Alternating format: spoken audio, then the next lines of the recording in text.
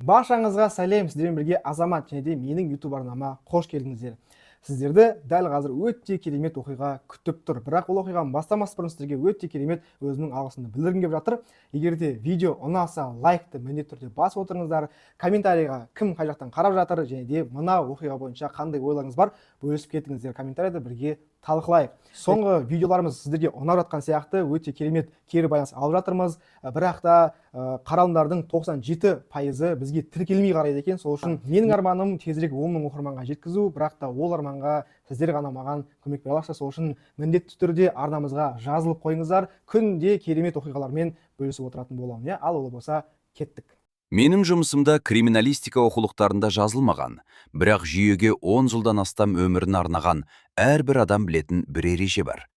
Егер бәрі тым мінсіз көрінсе, демек сіз декорацияға қарап тұрсыз.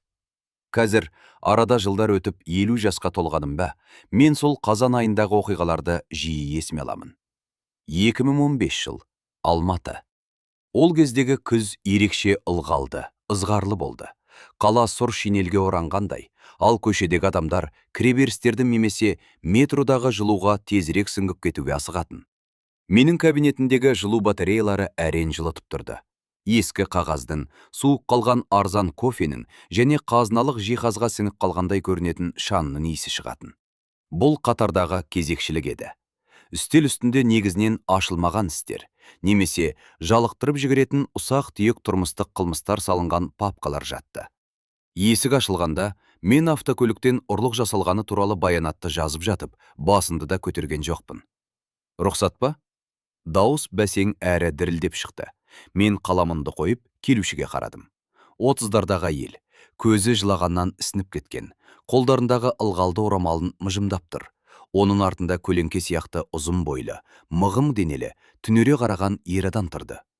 Кіріңіздер, отырыңыздар, деп орындықтарды нұсқадым. Сіздерді тыңдап тұрмын. Әйел өзін Айгерім Бақытжанқызы Құсайыновам деп таныстырды. Ол сөздердің соңын жұтып, үзік-үзік сөйледі. Оның сіңлісі Әлия Бақытжанқызы Оспанова 34 жаста жоғалып кеткен. 3-ші тәулік бойы байланысқа шықпаған, телефоны өшірулі, үйде ешкім жоқ. Мен әдеттегідей өтініш бланкысын алдым. Қызмет еткен 25 жыл ішінде мұндайдың қаншамасын көрдім десеңізші.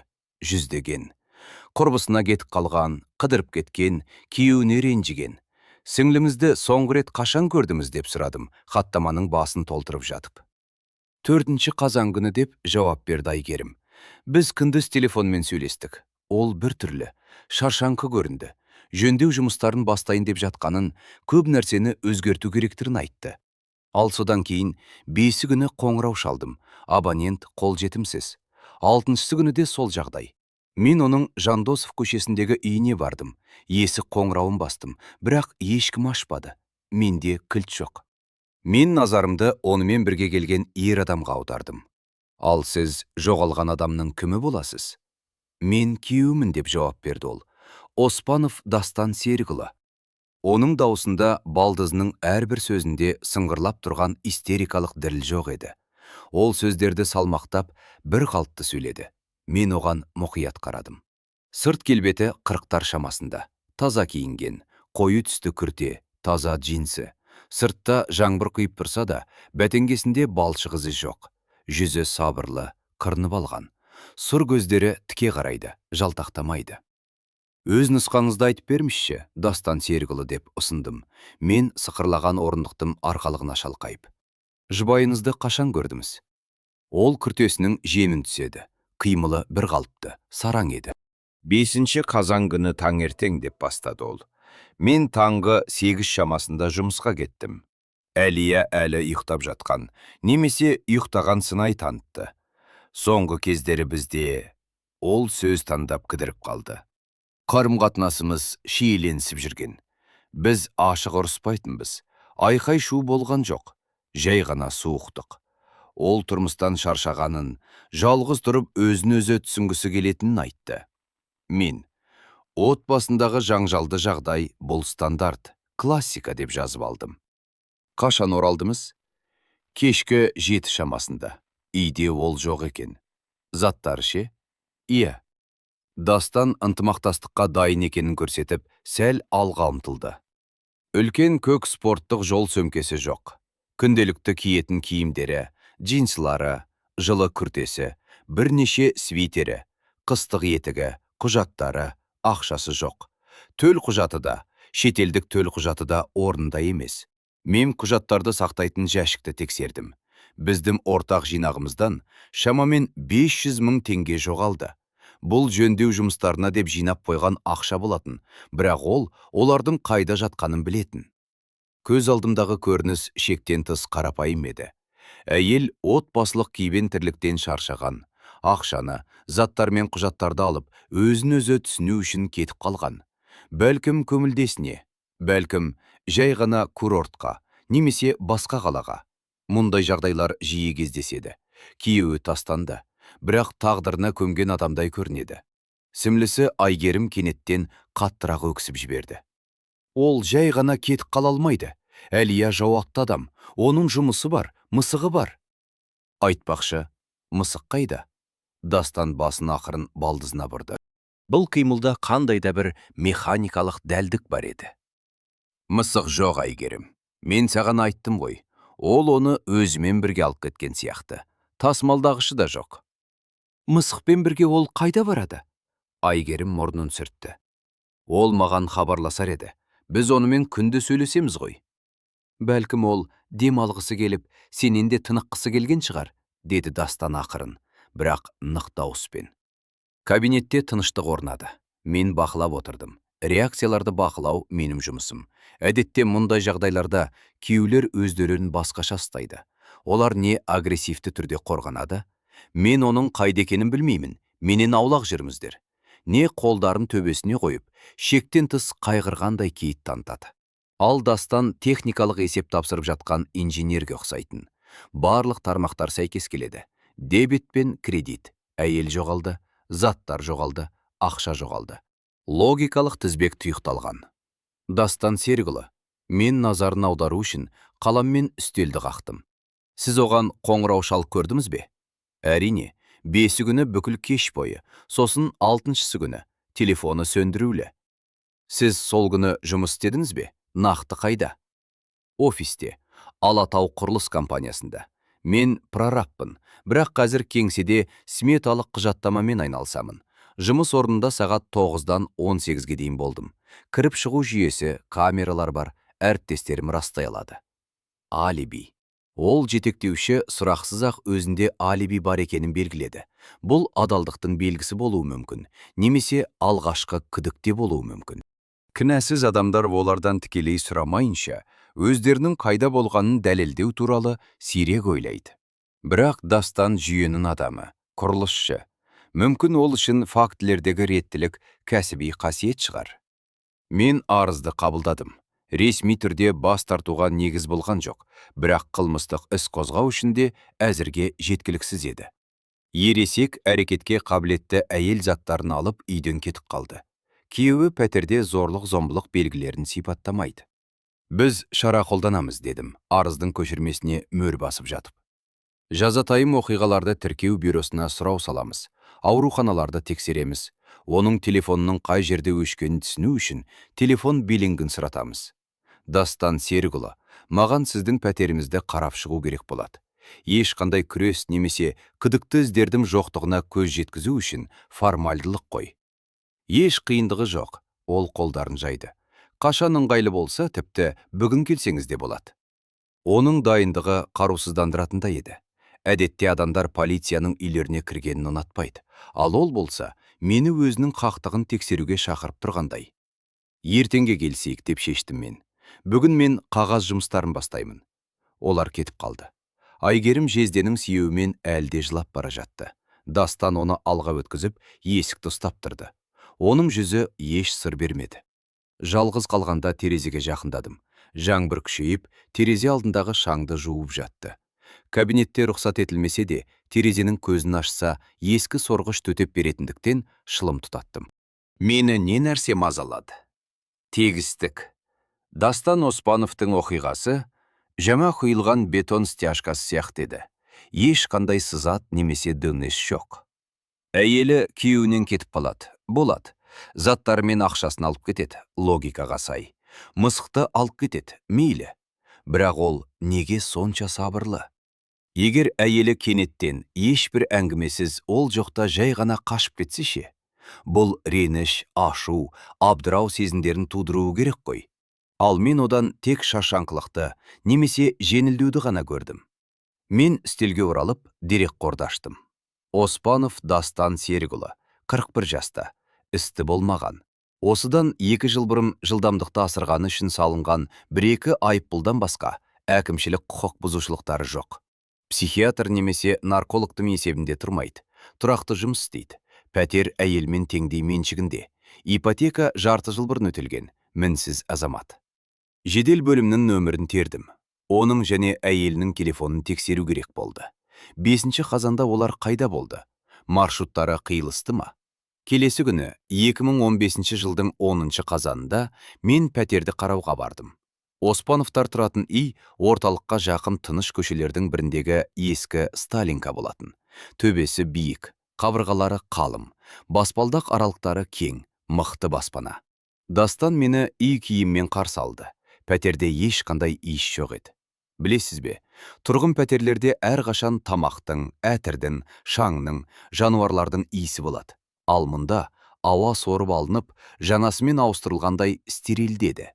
Терезелер сәл ашық тұрды, желдетіліп тұрған. Өтіңіз, аяқ киіміңізді шешпей-ақ қойыңыз, деді ол. Мен бәрібір еден жуамын. Мен дәлізге кірдім, тап-таза. Ілгіште оның күртесі ілулі, бәтеңкесі тұр. Әйелдер аяқ киімі тұратын орын бос. Әдетте сөңкелер тұратын бұрыш бос кеңістік. Міне, оның бөлмесі, яғни біздің жатын бөлмеміз. Ол мені дәлізбен алып жүрді. Жатын бөлмеде мінсіз тәртіп орнаған, төсек жиналған, шкаф купе сәл ашық. Мен ішіне үмілдім. Сөрелердің жартысы бос. Ілгіштерде бірнеше еркек жейдесі мен костюм ілулі. Әйелдер бөлімі тоналып кеткендей көрінді. Шынында да біреу заттарды әдейлеп жинап кеткендей көрінетін. Сіз ол мысықты алып кетті дедіңіз бе деп сұрадым, айналаға көз жүгіртіп. Иә. Мысықтың ыдысы ас үйде, ал лотоғы дәретханада тұратын. Қазір екеуі де жоқ. Мен ас үйге өттім. Ол жерде таза, тіпті тым таза еді. Үстелдің үсті бос, бірде-бір қиқым жоқ, раковина құрғақ. Ол кеткеннен кейін сіз жинастырдыңыз ба? Иә, деп сабырлы жауап берді Дастан. Мен кірді ұнатпаймын, ал Әлия, ол соңғы кездері үй шаруасына салғырт қарайтын болған. Оның кетіп қалғанын түсінгенімде, жаңа өмір бастау үшін бәрін ретке келтіргім келді. Түсінемін. Мен пәтерді аралап шықтым. 3 бөлме, қонақ бөлме, жатын бөлме, және қораптар мен құрал саймандарға толы тағы бір шағын бөлме. Ал мұнда не бар? Мен қораптарды нұсқадым. Бұл мен жөндеу жұмыстарына дайындалып жатырмын деп түсіндірді ол. Біз баяғыдан қайта жоспарлауды ойластырғанбыз. Міне, шпаклевка, грунтовка сатып алдым. Жуынатын бөлмені біріктіріп, дәлізді кеңейткім келеді. Енді мен жалғызбын. Ешкім шумен және ласпен кедергі келтірмейді. Сіз дайындықты ол жоғалғаннан кейін бірден бастадыңыз ба? Мен материалдарды 1 ай бұрын сатып ала бастадым. Жай ғана қол тимей жүрген. Ал қазір жұмыс ойдан арылуға көмектеседі. Логикаға сиятын сияқты. Еркектер күйзелісті жиі жұмысқа немесе жөндеуге арнайды. Бірақ мені бір сәт ойландырып қойды. Мен дәліздегі қабырғаға жақындадым. Тұсқағаздар ескі, кей жерлері қажалған. Ал иіс ше? Деп сұрадым мен. Қандай иіс? Ол қасын сәл көтерді. Пәтерден хлор мен бір тәттілеу иіс шығып тұр. Ауа тазартқыш. Иә. Ол тіпті қымсынған жоқ. Мен еденді доместоспен жудым. Дәретханаға да септім. Айттым ғой, бәрін тазартып шыққым келді деп. Мен жуынатын бөлмеге қарадым. Тап-таза кафель, жарқыраған фаянс. Шаш түгілі дақта жоқ. Тіс щеткасы біреу, сүлгі біреу. Дәлізге оралып, мен кеңістікке тағы бір көз жүгірттім. Пәтер бойдақтың өмірі қойылымына арналған декорация сияқты еді. Барлық артық заттар жиналған, барлық жеке заттар өшірілген. Дастан Серікұлы, мен оның көзіне қарадым. Егер Әлия Бақытжанқызы сізбен байланысқа шықса, дереу хабарлаңыз. Әрине, тергеуші мырза, мен өзінде соны күтіп жүрмін. Кіреберістен шыққанда бойымды бір түрлі ауырлық биледі. Фактілдер тұрмыстық себеппен кету десе, интуициям өтірік деп айғайлап тұрды. Бірақ интуицияны іске тіркей алмайсың. Маған дәлелдер немесе ең болмағанда ілік керек болды. Бөлімге оралған соң, биллингтің алғашқы нәтижелерін алдым. Әлияның телефоны соңғы рет желіге 5 қазанда таңғы 10-да тіркелген. Базалық станцияның мекенжайы оның үйімен көршілес 1-2 кварталды қамтыды. Содан кейін тыныштық. Дастанның телефоны бұл уақытта оның кеңсесіне қызмет көрсететін мұнараның аймағында болып, кешке дейін сол жерде қалған. Алиби техникалық жағынан расталды, бірақ маған тыныштық бермейтін бір бөлшек бар еді. Мен Әлияның соңғы айдағы қоңыраулар тізімін аштым. Сімлісіне, күйеуіне, жұмысына қоңырау шалған. Ол қашықтан бухгалтер болып жұмыс істейтін. Ешқандай күдікті нөмірлер, түнгі ұзақ сөйлесулер жоқ. Егер оның көңілдесі болса да, олар көгершін арқылы хат алмасқан болар. Мен жоғалған әйелдің сіңлісі Айгерім Құсайынованы шақырдым. Отбасындағы психологиялық климатты түсінуім керек болды. Беткі жағында емес, тұрмыстық шаршаудың артында не жасырынғанын білу қажет еді. Айгерім 2 сағаттан кейін келді. Ол сәл сабырлы көрінгенімен, көздері әлі де қызарып тұрды. Маған дастан туралы айтып беріңізші, деп өтіндім. Сіңліңіздің күйеуі ретінде емес, адам ретінде. Ол қандай адам? Айгерім сөмкесінің тұтқасын уғалап ойланып қалды. Ол дұрыс адам, тіпті тым дұрыс. Білесіз бе, онда бәрі өз орында тұру керек. Егер кесе тұтқасымен оңға қарай тұрмаса, ол оны ауыстырып қояды. Ол тіпті ашуланғанда да ешқашан айқайламайды. Ол жай ғана үндемей қалады. Және солай қарайды дейсіз, жерге кіріп кеткін келеді. Әлия соңғы кезде оған көп шағымданатын, оған тұншығып жүргенін, оның әрбір тиынды, әрбір қадамын бақылайтынын айтатын. Тікелей емес, тыйым салмайды. Әлия, сен бұл йогуртты неге алдың? Ол акциядағыдан 3 теңгеге қымбат қой. Немесе, Әлия, сен сіңліңмен сөйлесуге 40 минут жұмсадым. Сонша ұзақ не туралы сөйлесуге болады? Бұл адамды қажытады. Ол ажырасу туралы айтты ма? Иә, осыдан 2 апта бұрын ол маған: Айгерім, мен бұдан әрі шыдай алмаймын, мен кеткім келеді деді. Сосын дастан ше? Ол оған айтуға қорықты, жібермейді деді. Неге? Ол қорқытты ма? Жоқ, ол оны өз меншігі санады. Жиһаз сияқты, осы пәтер сияқты. Ол әрқашан біз отбасымыз, біз бір бүтінбіз дейтін. Ол үшін ажырасу, қолын жоғалту, немесе әмиянын ұрлатып алумен бірдей. Ол сараң, түсінесіз бе? Тек ақшаға ғана емес, адамдарға да сараң. Бұл бірдеңе беретін ақпарат еді. Мотив. Қызғаныш емес, құмарлық емес, меншік сезімі, өзінікін бергісі келмеудің патологиялық түрі. Мен Айгерімді жіберіп, қайтадан қағаздарға үмілдім. Сонымен бізде кеткісі келген, бірақ қорыққан әйел және бақылау мен тәртіпке әуес күйеу бар. Әйел сімлісінің айтуынша, кетуге бел байлаған сәтте дәл жоғалып отыр. Ал күйеуі бұл кезде мүлдем сабырлы, алиби бар және жөндеуді бастайды. Жөндеу. Бұл сөз басымды айналып тұрды. Әйелі жоғалған кезде жөндеуді бастаудың не қажеті бар? Ойды бөлу үшін бе? Мүмкін. Ал егер бірдеңені жасыру үшін болса ше? Бірақ мен жаңа ғана барып ешқандай күдікті нәрсе таппаған пәтерде нені жасыруға болады? Мен чемоданы бар криминалист сарапшы емеспін, бірақ мен қарай білемін. Қабырғалар орнында, едендер бұзылмаған. Дегенмен қораптар бар бөлме есіме түсті. Қайта жоспарлауға дайындалып жатырмын. Материалдарды 1 ай бұрын сатып алдым. Егер ол кісі өлтіруді жоспарласа, ол дайындалған. Ол аффект жағдайында әрекет етпеген. Ол бәрін есептеген. Мен таза қағаз парағын алдым да, ортасына былай деп жаздым. 2015 жыл. Оспанованың ісі. Ал төменірек сұрақ белгісін қойдым. Бұл тек бастамасы ғана еді.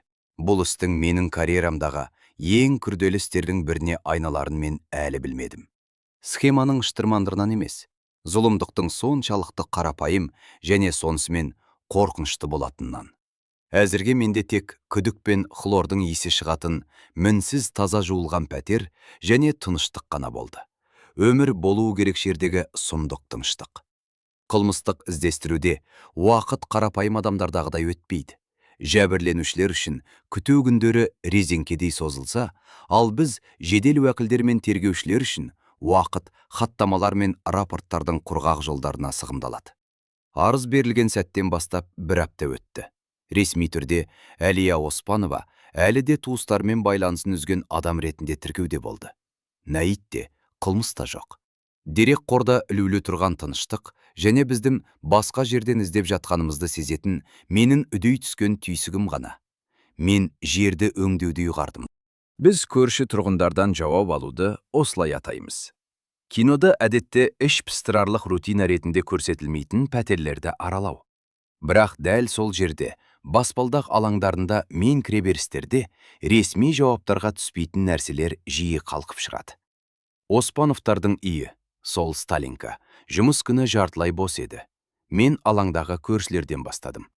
Сол жақтағы пәтер бос, иелері саяжайда тұратын. Оң жақтағы пәтер егде жастағы Сүлейменовтерге тиесіледі.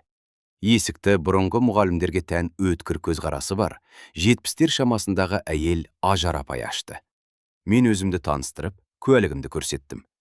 Оспановтар дейсіз бе? Деп қайта сұрады ол, мені дәлізге кіргізіп. Иә, білеміз әрине. Олардың мұнда тұрғанына 4-5 жыл болды. Тып-тыныш, тіпті тым-тыныш. Тым-тыныш дегеніңіз не, Ажар апай? Білесіз бе, бізде дыбыс естілуі әрине хрущевкалардағыдай емес. Қабырғаларымыз қалым, бірақ бәрібір адамдар тұрған соң дыбыстар болады. Күлкі, теледидар, кейде ұрыс-керіс. Ал оларда бейне бір мазардағыдай. Сыпайы амандасады, таза киінеді, бірақ өмір сезілмейді. Дастан деген күйеуі үнемі салмақты, алдына қарап жүреді. Әлия көбірек жымейтін, бірақ соңғы жарты жылда ол да сөніп қалғандай болды. Сіз қандайда бір жаңжал, айқай-шу естідіңіз бе? Әсіресе 4 немесе 5 қазан күндері. Әйел алжапқышының шетімен көзілдіргін сүртіп, ойланып қалды. Айқай болған жоқ. Айтып тұрмын ғой, олар ыдыс ұшатында етіп ұрыспайтын, бірақ шиеленіс бар еді. Білесіз бе, кейде оларды лифтте кездестіресің. Ауа электрленіп тұрғандай болады. Олар қатар тұрады, бірақ бір-біріне тиіспейді де үндемейді. Ауыр үнсіздік. Ал 5-ші қазан туралы ше? Жоқ, ұрыстың шуы болған жоқ. Басқа шу болды. Мен елең ете қалдым. Қандай шу? Жөндеудің шуы. Дастан Серікұлы үймен айналысуды ұйғарған сияқты. 6-ші қазан нақты есімде. Ол сейсенбеді. Таңертеңнен бастап бұрғылай бастады. Қатты гүлдеді. Мен әйелі жоғалып кетті, ал ол перфораторды қолына алды деп ойладым. Бұл бір түрлі. Әдетте қайғы болғанда адамның ештеңеге зауқы соқпайды ғой. Ал мұндай белсенділік. Ұзақ бұрғылады, күні бойы, 7-сі күні де. Сосын тағы 1-2 күн оқта текте. Сонан соң иістер шықты. Сыр, ерткіш, алаңқайға дейін сасып кетті. Тіпті біздің дәлізде де иіс тұрды. Ол қоқыс шығарып бара жатқанда мен ескерту жасадым. Дастан, ұят қайда? Желдетпейсіз бе дедім. Ал ол өте сыпайы түрде. Кешіріңіз Ажар апай, жақында бітіремін, изоляцияны ауыстырып жатырмын деді. Мен дәптеріме жазып алдым. Белсенді жөндеу жұмыстары 6-ші қазанда басталған.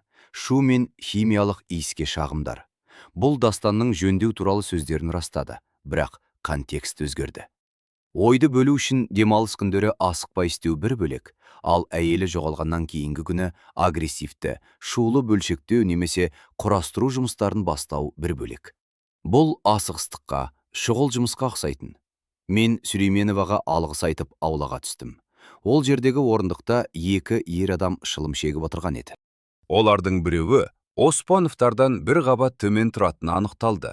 Ресми сұрақтардан кейін. Олар сіздерді суға батырған кездері болды ма деп сұрадым. Құдай сақтасын деп жауап берді Ермек есімді көрші. Бірақ сол аптада жоғардан шыққан гүрс-гүрс дыбыс сұмдық болды. Мен тіпті 6-шысы күні кешке жоғарыға көтерілдім. Олар қабырға бұзып жатыр ма деп ойладым. Сосын не болды? Есікті Дастан ашты. Үсті басы шаң, респиратор таққан, көздері біртүрлі шатынаған, бірақ өзі сабырлы сөйлейді. Дәліздегі ескі сылақты қағып жатқанын айтты. Мен оның иығынан асырып ішке қарадым. Ол жерде шынымен қаттар тұр екен. Шаң бұрқырап жатыр. Содан кетіп қалдым.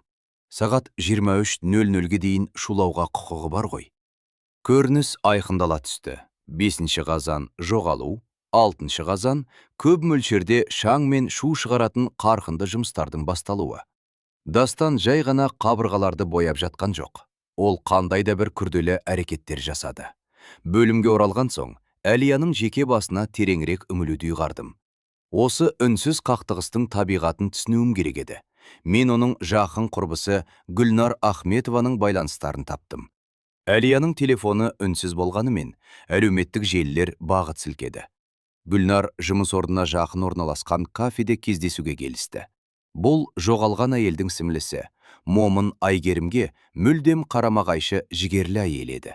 Біз үстелге отыра сала ол, «Оны көңілдесінен таппайсыз, тергеуші мырза», деп бірден кесіп айтты. Әлияда ешкім болған жоқ. Ол, қалай айтсам екен, оның қысымында жаншылып қалған болатын. Кімнің? Дастанның. Дәл соның өзінің. Біз оны құрылысшы Дастан деп атайтынбыз. Білесіз бе, қол көтеретін еркектер болады. Бұл қорқынышты, бірақ түсінікті. Ал мынау сияқтылар да болады. Ол оған саусағының ұшында тигізбейтін. Ол оны миын жеп бітіретін. Түсіндірмізші? Мысалы, көз алдыңызға елестетіңіз. Әлия көйлек сатып алды. Әдемі, бірақ сәл қымбаттау. Ол айқайламайды. Ол қарама-қарсы отырады.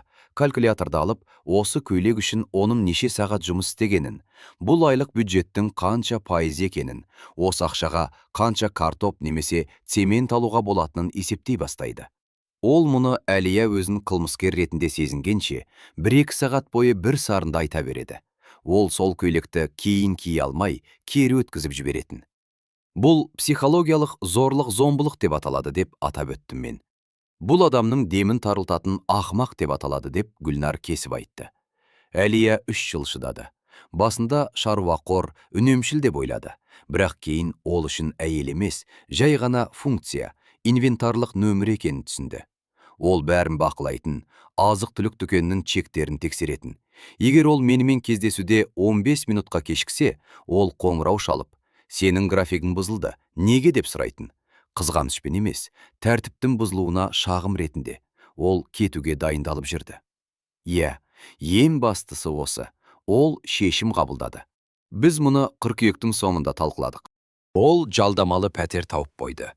Күйеуі картадағы транзакцияларды көрмеу үшін ақшаны қолма-қол жинай бастады. Ол білді ме? Менің ойымша сезді. Әлия нашар конспиратор. Ол батылданып есеп беруді доғарды. 4 қазан жексенбі күні ол маған қоңырау шалып. Гүлнар, мен бәрін шештім. Ертең ол жұмысқа кеткенде заттарымды жинап кетіп қалам. Ал кешке оған ажырасуға арыз беретінді жазып хабарлама жіберем деді. Міне, осы. Қақтығыстың көрінбейтін қисығы дәл 4-5 қазан күндері шевіне жеткен. Бұл жалғыз тұру туралы кенеттен қабылданған шешім емес еді. Бұл тотальды бақылаудан қашудың жоспарланған әрекеті болатын. Оның үлгермей қалғанына сенімдісіз бе? Деп сұрадым мен. Сенімдімін. Егер ол кеткен болса, ең бірінші маған хабарласар еді. Біз қажет болса заттарын тасуға көмектесуге келетін туралы келіскенбіз. Бірақ ол 5 күні таңертең де, күндіз де хабарласпады. Өзімде тердім. Тыныштық. Мен Гүлнарға алғыс айттым. Ақпарат өте бағалы еді. Ол менің миымдағы оқиғаның квалификациясын өзгертті. Бұл тұрмыстық ұрыс емес. Бұл тұтқынның қадағалаушыға қарсы көтерілісі. Ал қадағалаушы психологиялық портретіне қарағанда қашуға жол беретін адам емес. Келесі күні мен Дастан жұмыс істейтін Алатау құрылыс компаниясының кеңсесіне бардым. Маған оның ортасын көру қажет болды. Кеңсе өнеркәсіптік аймақтағы сұр бетоннан салынған әкімшілік ғимаратта орналасқан екен. Сметашылар кабинетінде 3 ер адам мен 2 әйел отырды. Бөлім бастығы, денелі Садықов деген кісі мені өз кабинетінде қабылдады. Дастан өте жақсы қызметкер, деді Садықов сенімді түрде. Мұқият. Егер сметада тиынға дейін қате болса, табады. Біз оны бағалаймыз. Оның барлық нәрседе тәртібі бар. үстелі әрқашан таза, құжаттары папкаларда алфавит бойынша тұрады. Ол қазан айының басында 5-6 күндері өзін қалай ұстады? Садықов есіне түсіргендей қабағын тиді. Әдеттегідей жұмыс істеді. Бірақ бір-екі рет жөндеу бастадым деп ертерек сұранып кетті. Біз таңғалдық. Құрылыс маусымы аяқталып қалды ғой. Әрі ол жөндеумен әдетте демалыс кезінде айналысатын. Ал мұнда ол бір түрлі жұлқынып жүргендей болды. Жоқ, жұлқынып емес, назары шоғырланған. Білесіз бе, күрделі нысанды тапсырар алдындағыдай. Ол фирма арқылы қандай да бір материалдарға тапсырыс берді ме? Жоқ, фирма арқылы өткізген жоқ. Бірақ мен оның корпоративтік жүк көлігімен бірдеңе алып кеткенін көрдім. Бізде келісілсе, рұқсат етіледі. Ол 6 қазанда газельге рұқсат қағазын жаздырып алған. Құрылыс қоқысын шығарам деді. Қайда апарды? Полигонға шығар. Біздің КТQ, қатты тұрмыстық қалдықтар полигонмен келісім шартымыз бар. Ол педант қой, ең жақын жәшікке қаптарды тастамайды, бәрін ереже бойынша істейді. Мен көліктің шығу журналының көшірмесін сұрадым. Шынында да 6 қазан күні сағат 14:00-де Дастанға бекітілген газель автокөлігі база аумағынан шығып кеткен. 3 сағаттан кейін қайтып оралған. 3 сағат. Бұл уақыт полигонға барып қайтуға жеткілікті. Немесе орман алқабына, яки гараждарға дейін жетуге болады. Бірақ мұнда бір сәйкессіздік болды. Көршісі Ермек оны 6 күні кешке үйде шаң тозаңның ішінде көрген. Демек күндіз ол қоқыс шығарған, ал кешке қайтадан бірдеңені бұзған, немесе керісінше материалдар әкелген. Мен қызметтік көліктің бағытын тексеруді өз міндетіме жазып қойдым, егер онда ГЛОНАСС орнатылған болса. 2015 жылы трекерлер коммерциялық көліктерге жаппай қойыла бастаған болатын. Кешке кабинетте отырып, мен фактілерді бір схемаға біріктірдім. Бірінші, қақтығыс созылмалы әрі терең болған. Дастан патологиялық бақылаушы. Әйелінің кетуі ол үшін бақылауды жоғалту, оның жүйесінің күйреуі.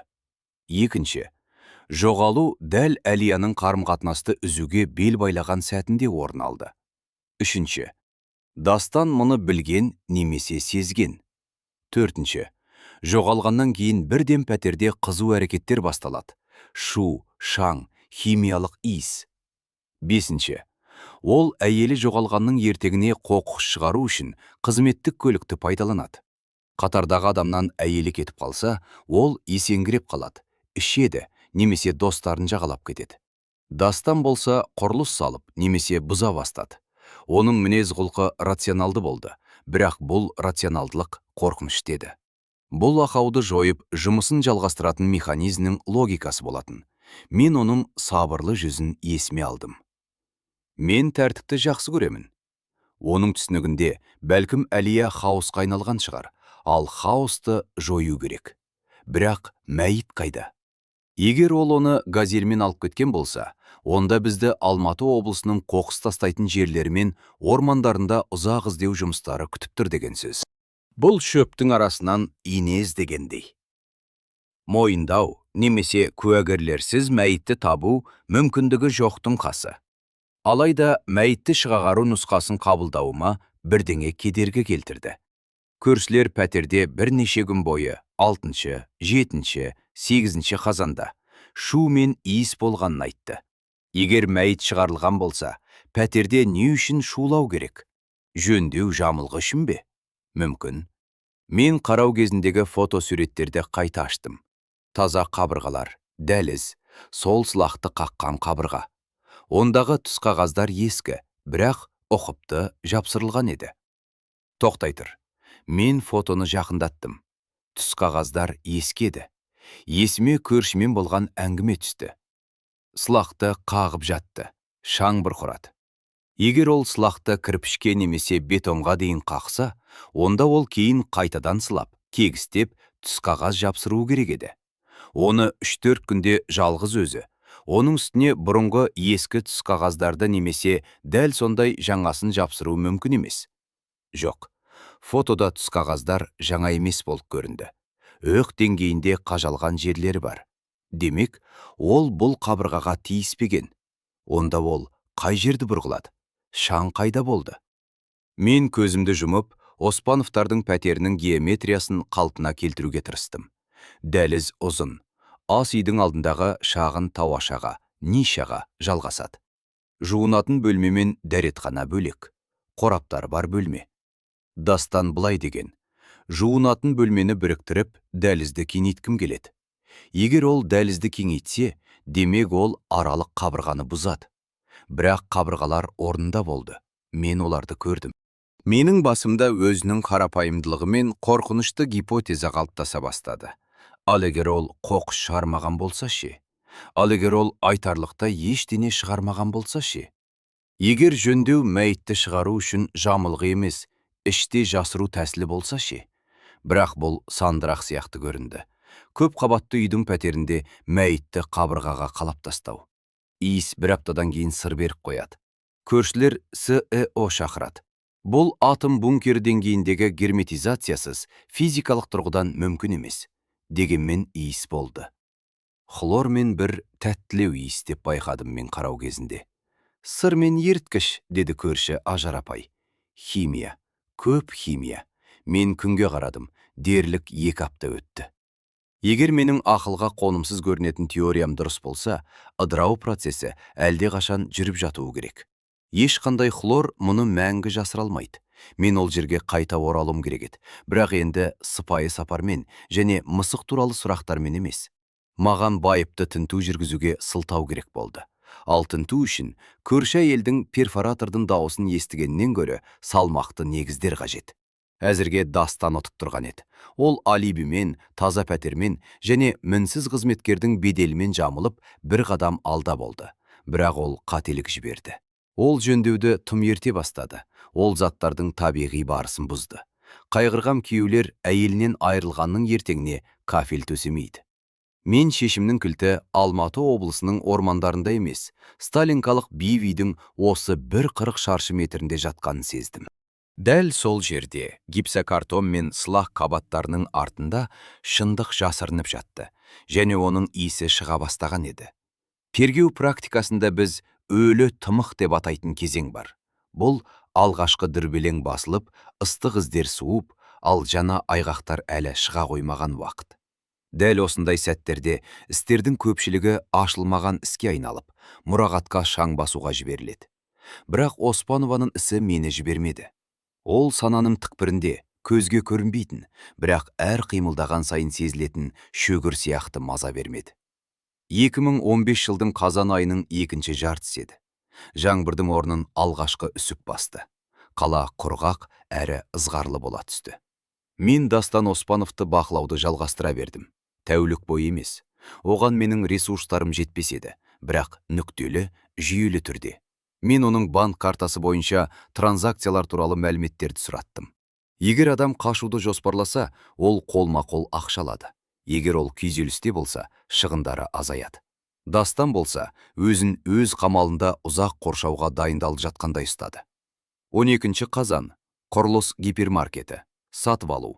Металл профиль, гипсокартон, өздігінен бұрап бекітетін бұрандалар, саморездер. Монтаж көбігі 5 баллон. Силиконды герметик 10 туба. 14 қазан. Автобөлшектер дүкені. Сатып алу. Автомобильге арналған шу оқшаулағыш, беріктігі жоғары полиэтилен үлдір, пленка. 16 қазан. Шаруашылық дүкені. Сатып алу. Эмаль сыры, еріткіш, ауа тазартқыш, 5 дана. Бұл сатып алулар тізімі үстелімде жатты. Мен одан пазл құрастыруға тырыстым. Гипсокартон профилі. Түсінікті. Ол аралық қабырға тұрғызып жатыр. Бірақ сонша герметик пен көбіктің не керегі бар? 5 баллон көбік 5 терезе блогын орнатуға жетеді. Ал 10 туба герметик ванна бөлмесінің периметрін 3 рет оқшаулауға жетеді. Ал пәтердегі автомобиль шу оқшаулағышы ше? Бұл косметикалық жөндеу емес, бұл консервация еді. 20 қазанда маған Дастан тұратын ауданға қызмет көрсететін учаскелік полиция қызметкері қоңырау шалды. Тыңдашы, сенің бақылауындағы адамға шағым түсіп жатыр. Учаскелік полицейдің дауысы шаршаңқы шықты. Көршілер ұжымды хат жазып жатыр. Шулап жатыр ма? Деп сұрадым. Олай болса жақсы ғой. Сасып кетті дейді. Дем алу мүмкін емес. Химия, еріткіш, қандай да бір қышқыл иіс. Ажар әжейдің демікпесі қозып кетіпті. Мен оған бардым. Ол есікті шынжыр арқылы ашты. Сырлау жұмыстары, құқығым бар дейді. Бірақ ондағы иістің жаманы сонша көзді аштады. Мен барамын дедім. Бір сағаттан кейін кіреберісте тұрдым. Тіпті далада домофоны бар есікке жақындағандақ химиялық заттың әлсіз, әрең байқалатын иісін сездім. Үшінші қабатқа көтерілгенде учаскелік полицейдің не айтқанын түсіндім. Бұл жай ғана жөндеудің иісі емес еді. Арзан, ұлы сырдың қандай да бір ауыр, жүректі айнтатын иіспен араласқан иісі шығып тұрды. Бұл иіс танауды бітеп, пілде ащы дәм болып қалатын. Бұл кеңес заманында аурухана дәліздерін бояйтын арзан, майлы бояудың иісі еді, тек 10 есе қоюланған. Мен қоңырауды бастым. Дастан бірден ашқан жоқ. Ауыр, бір қалыпты қадамдарды естідім. Құлыптардың сыртылы. Есік айқара ашылды. Дастан есік алдында ақ шаңмен грунтовканың қоңыр дақтары жыққан жұмыс киіммен тұрды. Бетінде иегіне қарай ысырылған респиратор. Көздері химияның буынан болса керек қызарып, қабынып кеткен. Дастан Серікұлы, мен күлмедім. Көршілер шағымданып жатыр. Газ камерасын жасап жатырсыз ба? Өтіміз, тергеуші мырза. Ол мені өткізіп артқа шегінді. Оның дауысы қарлыққан еді. Мен аяқтап қалдым. Бір-екі қабат қалды. Пәтер ішінде тыныс алу мүмкін емес еді. Мен рефлекторлы түрде мұрнымды жеңіммен жаптым. Барлық терезелер тарс жабық. Неге желдетпейсіз? Деп сұрадым дәлізге өтіп бара жатып. Технология, деп сабырлы жауап берді ол. Эмаль белгілі бір температурада жел өтпейтін жерде кебуі керек. Әйтпесе көпіршіктер пайда болады. Мен айналама қарадым. Пәтер өзгерген. Жайлылықтың соңғы іздері жоғалған. Жиһаздар бөлмелердің ортасына жылжытылып, үлдірмен жабылған.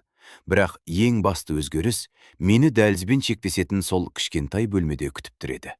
Бұрын тауаша, ниша, яғни қабырғадағы ойық болған, бәлкім кіріктірілген шкаф, жоспарланған жерде енді тұтас қабырға тұрды. Мен жақындадым. Құрылым біртүрлі көрінді. Бұл гипсокартоннан жасалған аралық қабырға еді, бірақ тым массивті сияқты. Менің есімдегімен салыстырғанда ол 40 сантиметрдей алға шығып тұрды. Дастан бөлменің пайдалы ауданының бір бөлігін жеп қойған еді. Бұл не? Мен жаңадан боялған бетті нұсқадым. Қабырға интерьерімен мүлдем үйлеспейтін улы жасыл түске боялыпты.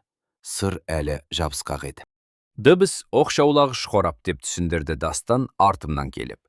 Онда лифт шахтасымен ортақ қабырға бар. Түнде гүлдейді, ұйықтау мүмкін емес. Әлия ылғи шағымданатын. Міне, оның оралуына тосынсый жасайын деп шештім. Қабырғаны минералды мақтамен көбікпен қаптап, үстінен гипсокартон қойдым, және ылғал өтпес үшін 3 қабат етіп сырладым. Осындай сырмен 3 қабат? Дастан Серікұлы, қазір 21 ғасыр ғой. Иіссіз акрил бояулары бар. Бұлуды не үшін қолданасыз? Ол иығын қусырды. Бұл қимыл оның шаршағанын білдіргендей баяу болды.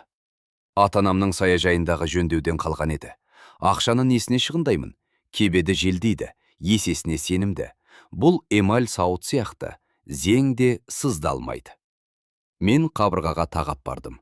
Одан суық пен химияның лебі есіп тұрды. Мұндағы иістің қоюлығы сонша басым айналып кетті. Бірақ ацетон мен ерткіштің иісінің арасынан тағы бір иіс байқалатын. Жімішке, әрең байқалатын, жүректі айнтатындай тәтті иіс. Мәйіт иісі.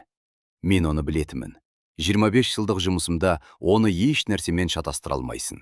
Бірақ мұнда ол, сондай шеберлікпен бүркемеленген, химиямен араласып кеткендіктен, дайындығы жоқ адам тек сырдың сасық иісін ғана сезер еді. Дастан жанымда тұрып маған қарады. Оның жанарында қорқыныш емес, күту бар еді. Ол мені тексеріп тұрды. Сезе ме, жоқ па деп. Бір түрлі тұстандапсыз, дедім мен шегініп. Жасыл. Бұл грунт қой, деп өтірік айтты ол көзілместен. Кепкеннен кейін үстіне түс қағаз жапсырылады. Ал терезелер неге жабық? Өзіміз де осымен тыныстап жүрсіз ғой. Мен үйреніп кеткенмін. Құрылыста бұдан да жаманы болады. Мен ас үйге өттім. Онда ерткіш қиылған құты мен шүберектер тұрды. Дастан Серікұлы, Әйеліңіз қайда? Деп сұрадым. Мен оған кілт бұрылып. Мен сіз айтат деп үміттеніп едім. Ол шынтағын тізесіне тіреп, табуреткаға отырды. 2 апта өтті. Сіздер тым құрғанда бірдеңе істеп жатырсыздар ма? Әлде тек келіп менің сырымды иіскеп қана жүрсіздер ме? Бұл тамаша қорғаныс еді. Шабуыл, әрекетсіздікке кінәлау. Ол полиция әрекетсіз отырғанда тұрмысын реттеуге тырысып жатқан, шаршаған, тастанды киюдің рөлін ойнады. Біз жұмыс істеп жатырмыз, деп құрғақ жауап бердім. Барлық нәрселерді тексерудеміз. Айтпақшы, 6 қазан күнгі қоқыс шығару туралы. Оны полигонға шығардыңыз ба? Иә, ескі сылақ, сынған кірпіш. Жалғыз өзіміз бе? Әрине, оған жүк тиеушілердің қажеті жоқ. Қаптар жеңіл ғой. Қандай кірпіш? Сіз қабырғаларды бұзған жоқсыз ғой. Керісінше салдыңыз. Бір сәтке оның көзінде бірдеңе жылт ете түсті. Кідіріс, бағдарламадағы ақау. Мен тауашаны тазарттым деп, тез жауап тапты ол. Онда ескі жұмыс істемейтін желдеткіш қорабы болған. Изоляцияға көбірек орын болу үшін мен оны бұзып тазалап тастадым. Өтірік. Сталинкалық үйлерде желдету қораптары күрделі құрылымдар. Егер ол желдету қорабын бұзған болса, астыңғы және үстіңгі көршілер жұмыс істемейтін сорғышқа шағымданып, әлде қашан жүгіріп келер еді. Бірақ желдетуге қатысты шағымдар болған жоқ. Тек иіске қатысты шағымдар болды. Мен оны сөзінен ұстауға тырыспадым. Қазір маған қателесіп айтқан сөзден гөрі көбірек нәрсе қажет еді. Жарайды. Пәтерді желдетіміз, Дастан Серікұлы. Әйтпесе көршілер СІО шақырады. Сізге айыппұл жазады. Тіпті есікті мәжбүрлеп ашуы да мүмкін. Мен ескеремін. Ол бас изеді. Далаға шыққанда мен күздің суық ауасын кеудемді толтыра жыттым. Басым мен зең болып тұрды. Енді мен сенімдедім. Сол пәтерде гипсокартоннан жасалған қабырғаның артында бірдеңе бар. Ол жай ғана жөндеу жасап жатқан жоқ. Жөндеу оның алибиі. Неге болыйды? Жөндеур. Неге сасиды? Сыр. Неге қонақтарды кіргізбейді? Кір қоқыспен қирау. Неге үлдірмен герметик сатып алады? Изоляция. Қарапайым адам үшін бәрі логикалық, бірақ мен үшін емес. 10 туба герметик, 5 баллон көбік, автомобильдік шу оқшаулағыш, битум негізі алау өткізбейді, және герметикалық үлдір жасайтын эмаль. Ол саркофаг салып жатқан еді. Ол оны сол жерде, бөлменің ішінде қабырғаға қалап тастаған. Бұл ой сұмдық болып көрінді. Қабырғасында әйелінің мәйіті шіріп жатқан пәтерде өмір сүру, жанынан өту, мәйіттен 5 метр жерде ас үйде шәй ішу. Бірақ оның профайлын еске түсірсек, прагматик, үнемшіл, сараң. Мәйітті шығару бұл қауіп. Жолдардағы камералар, кездейсоқ куәгерлер, майдың тоқтату қаупі.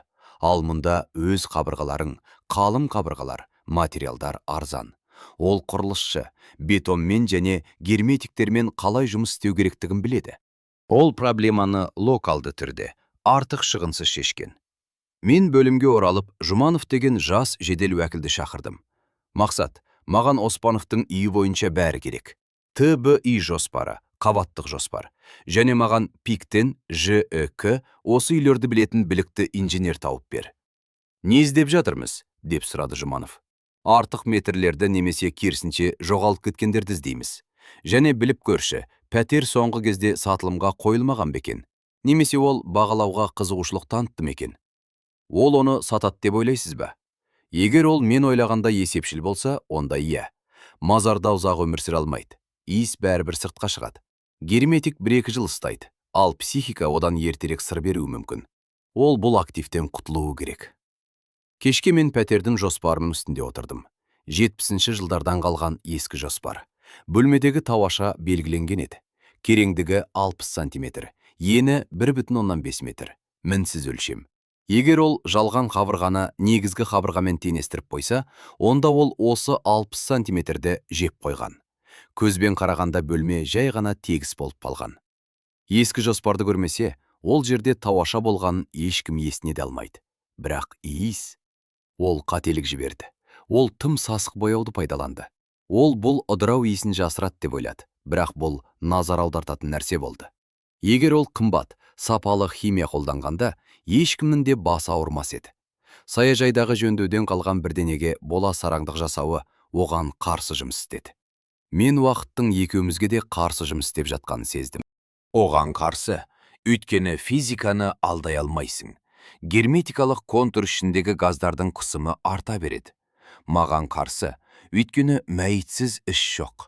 Егер ол пәтерді сатып үлгеріп кетіп қалса, бірдеңені дәлелдеу мүмкін болмайды. Жаңа тұрғындар жылдар бойы жөндеу жасамауы мүмкін. Ал олар бастағанда, дастан әлде қашан алыста болады. Мен оны арандатып, тағы бір қателік жасауға мәжбүрлеуім керек еді. Мен телефонымды алып, жоғалған әйелдің сіңлісі Айгерімнің нөмірін тердім. Айгерім Бақытжанқызы, сәлеметсіз бе? Бұл тергеуші, сізге бір оғаштау, бірақ маңызды өтінішім бар. Тыңдап тұрмын. Оның дауысы кернеуледі. Сіз Дастанға қоңырау шалып, келіп Әлияның қандай да бір заттарын алғыңыз келетінін айта аласыз ба? Оның қысқы етігі немесе құжаттары керек деңізші. Баруға табандылық таныттыңыз. Күйеуіңізбен бірге баратыныңызды айтыңыз. Не үшін? Ол бәрін лақтырып тастадым дейді. Пәтерге кіруге әрекет жасағанда, оның қалай реакция білдіретінін білуім керек. Оны сол жерде ақтарып жүретіндерімізбен қорқыттымыз. Жарайды, мен байқап көрейін. Жарты сағаттан кейін Айгерім қайта қоңырау шалды. Ол жүйкесі жұқарып, өзі бәрін әкеліп беретінін айтты. Пәтерде химиялық шабуыл, жөндеу, тыныс алу мүмкін емес екенін, бізді улағысы келмейтінін айтты. Ол өте табанды түрде бізді райымыздан қайтарды, тіпті айқайлады. Оның дауыс көтергенін бірінші рет естуім. Рахмет Айгерім, сіз өте көп көмектестіңіз. Ол қорқып отыр. Ол ешкімді сыпайылықтан емес, қорқыныштан кіргізбей отыр. Қамал тарс жабық. Бірақ сол түні менің басымда құралған ең басты бөлшек оның психологиясына қатысты еді. Дастан өзін бәрінен ақылдымын деп санады. Ол сыр мен монтаж көбігі қабаты, оның қылмысын сыртқы әлемнен сенімді түрде бөліп тұрғанына сенімді болды. Ол тек бір нәрсені ұмытты. Қабырғалардың құлағы болады. Ал оның жағдайында қабырғалардың өзі айғаққа айналды. Мен күнтізбеге қарадым. Қазан айының соңы, жақында қараша мерекелері. Егер ол сатуды жоспарласа, оны жаңа жылға дейін жасауға тырысады. Жылжымайтын мүлік нарығы күзде жанданады. Мен риэлторлардан озып кетуім керек, немесе оларды пайдалануым керек. Тергеудің бұл бөлігінде мен жай ғана бақылаушы болудан қалдым. Мен шөптің үстіндегі қан ізін көрген аңшыға айналдым. Сырдың иісі енді мені алдай алмайтын. Мен оның астында өлім иісі жасырылғанын білдім. Және қай жерді қазу керек екенін, дәлірек айтсақ, қай жерді бұзу керек екенін білдім. Бірақ әзірге бұзуға болмайтын еді. Ордер қажет болды. Ал судья тергеушіге тауашаның іші қаланып тасталған сияқты көрінді деген негізде қабырғаларды бұзуға ордер бермейді. Фактілер, техникалық фактілер қажет болды. Ал оларды маған кім беретінін мен білдім. 2015 жылдың қарашасы желді болды. Жапырақтар әлдеға қашан түсіп, ғимараттардың сұр қасбеттерін жалаңаштап, қаланың іші тесіп өтердей көрінетін болған. Менің ісімде де ашықтық пайда болды. Бірақ бұл тұңғиықты көріп тұрып, оған қалай түсерімді білмеген кездегі қорқынышты айқындық еді. Дастан Оспанов мен алдын ала болжаған, бірақ өзінің циникалық рационалдылығымен мені таңғалдырған қадамға барды. Ол пәтерді сатылымға қойды. Қалыпты эмпатиясы бар адам үшін бәлкім қабырғасында әйелі қаланып қалған баспананы сату жақсылық пен жамандықтың шегінен шыққандық. Бірақ Дастан үшін мен түсінгендей эмпатия деген болмаған. Тек активтер мен пассивтер ғана болды. Әйелі ол жойған пассив еді. Пәтер актив, бірақ иіспен, естеліктермен, қауіппен бұзылған актив. Демек, активті ақшаға айналдыру керек. 11 қараша күні танымал жылжымайтын мүлік сайтында хабарландыру пайда болды. Сталинкалық үйдегі 3 бөлмелі пәтер сатылады. Дизайнерлік жөндеу, қайта жоспарлау, заңды түрде мінсіз таза. Бағасы нарықтық бағадан сәл төмен, шамамен 10%-ға арзан қойылған. Бұл шұғыл сатудың классикалық маркері. Мен дереу жедел уәкіл Жұмановпен байланыстым. Мақсат, бізге риэлторды тексеру керек. Ақырын өзіңді сатып алушы ретінде таныстыр. Немесе жай ғана нысанды кім жүргізіп жатқанын біл. 2 сағаттан кейін менде агенттің телефон нөмірі болды. Оның аты Мәдина екен. Мен тыңшы ойнамауды ұйғарып, оны ресми түрде сұхбатқа шақырдым. Риэлторлар үркек халық. Оларға заң мен проблемалар керек емес. Олар бұдан комиссиясын жоғалтады. Мәдина келесі күні бөлімге келді. Мен мәселенің неде екенін түсінбеймін, деді ол шарфын түзеп жатып, жүйкесі жұқарып. Меншік иесінің құжаттары дұрыс, жалғыз иесі, тіркеуде ешкім жоқ. Яғни әйелі болған, бірақ ол оның шығып кеткені туралы анықтама ұсынды. Шығып кеткені деп қайта сұрадым мен. Иә, хабарсыз кеткен ғой. Ол тіркеуден шығару үшін оны хабарсыз кеткен деп тануға арыз бергенін айтты. Юридикалық тұрғыдан бұл айларды алатын еді. Бірақ ол бұл аргументті қазірдің өзінде пайдаланып үлгерген. Қандай сенімділік. Мәдина, айтыңызшы, сіз пәтерде болдыңыз ба? Әрине, суретке түсірдім. Жөндеуі қалай екен? Жаңа, бірақ бір түрлі. Бір бөлмеде, сондай кішкентай, қабырға өте ашық көзге түседі. Жасыл, фактуралы. Ол бұл акцентті қабырға екенін айтты. Қазір сәнге айналған, бірақ ол жерге жиһаз қою ыңғайсыз, бөлме тар болып қалған. Ал иісші? Ой, иіс бар. Ол көмек. Ол жаңа ғана сырлағанын айтады. Онда барлық жерде кофе дәндері шашылып жатыр. Және әрбір 15 минут сайын шашыратып тұратын автоматты ауа тазартқыштар қойылған. Кофе, теңіз самалы және сырдың қоспасы. Жарты сағаттан артық отыру қиын. Сатып алушылар болды. 3 рет көрсеттім. Бағасы жақсы, орны тамаша. Бірақ екеуі иіске бола бірден бас тартты. Ал үшіншілері кеше келген, өте мұқият кісілер. Ер адам досымен келді. Ал досы құрылысшы немесе инженер. Олар онда бәрін тінтіп шықты. Сосын не деді? Бас тартты. Оның өзінде күрт бас тартты. Кіреберістен шығып маған. Біз мұны алмаймыз. Ондағы аудан өлшемімен бір шикілік бар деді. Бұл менің мүмкіндігім еді. Мәдина, мағанған осы сатып алушының байланыстары қажет, шұғыл түрде. Сатып алушының аты Асхат Нұрланұлы екен. Мен оған қоңырау шалып, кездесуді өтіндім. Ол құлықсыз келісті, бірақ мен пәтердің криминалды өткені болуы мүмкін екенін тұспалдағанда, оның азаматтық санасы оянды. Біз 14 қараша күні кешке кездестік. Онымен бірге сол инженер досы Бауыржан да келді. Айтыңыздаршы, сіздерге не ұнамады деп сұрадым мен. Ескі мектептің адамы, елулер шамасындағы Бауыржан дәптерін шығарды. Түсінесіз бе, мен әрқашан геометрияны тексерем деп бастады ол егжей-тегжейлі. Сталинкалық үйлер жақсы, бірақ тосын сыйлары да бар. Мен лазерлік қашықтық өлшеуіш алдым. Риэлтор көрсеткен ТБИ жоспары бойынша кіші бөлменің ұзындығы 4 метр 20 сантиметр болуы керек. Мен өлшесем, ол жерде 3 метр 60 сантиметр. 60 сантиметр айырмашылық деп нақтыладым мен. Бұл сан дәл сол тауашаның тереңдігімен сәйкес келді. Дәл солай. Мен алдымен аспап алдап тұр деп ойладым. Рулеткамен қайта өлшедім. Нәтиже сол. Қабырға бөлменің ішіне қарай жылжытылған. Мен қожайыннан, сізде мұнда жалған қабырға ма? Неге сонша орынды жеп қойдыңыз деп сұрадым. Ал ол сондай сабырлы тұрып. Шу оқшаулағыш, көршілер шулы дейді. 60 сантиметр шу оқшаулағыш деп жымидым мен. Ол жерге бункер жасыруға болады ғой. Мен де оған солай дедім. Дастан, бұл сандырақ. Минералды мақта, бұл 5, жерайды 10 сантиметр, бірақ жарты метр емес қой. Онда не бар өзі? Ол қалай реакция білдірді? Ширығып кетті. Бауыржан үстелді саусағымен қақты. Оған дейін сыпайы болған. Ал мұнда көздерін сығырайтып, жақ еттері ойнап кетті. Бұл менің дизайнерлік шешімім. Ұнамаса алмаңыздар деді. Мен қабырғаны ұрып көруді ұйғардым. Білесіз бе, егер арты бос болса, гипсокартон сыңғырлап дыбыс береді.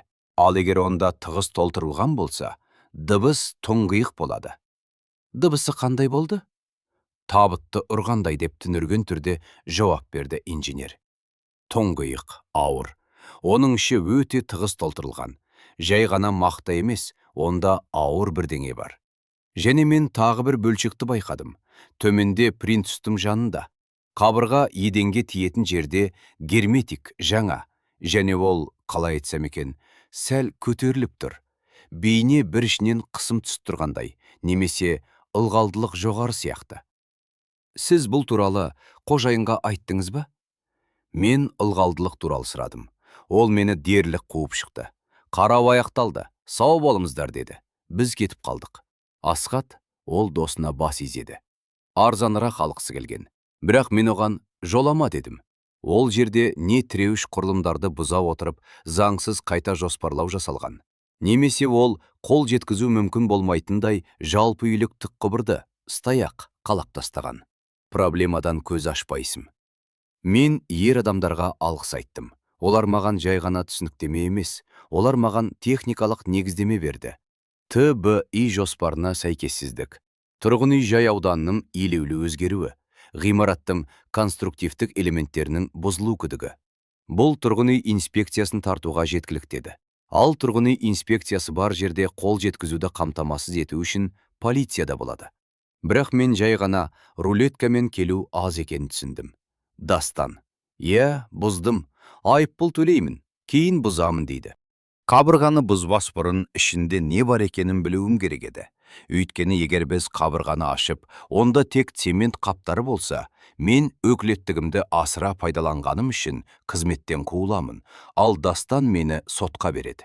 Маған тепловизор керек болды.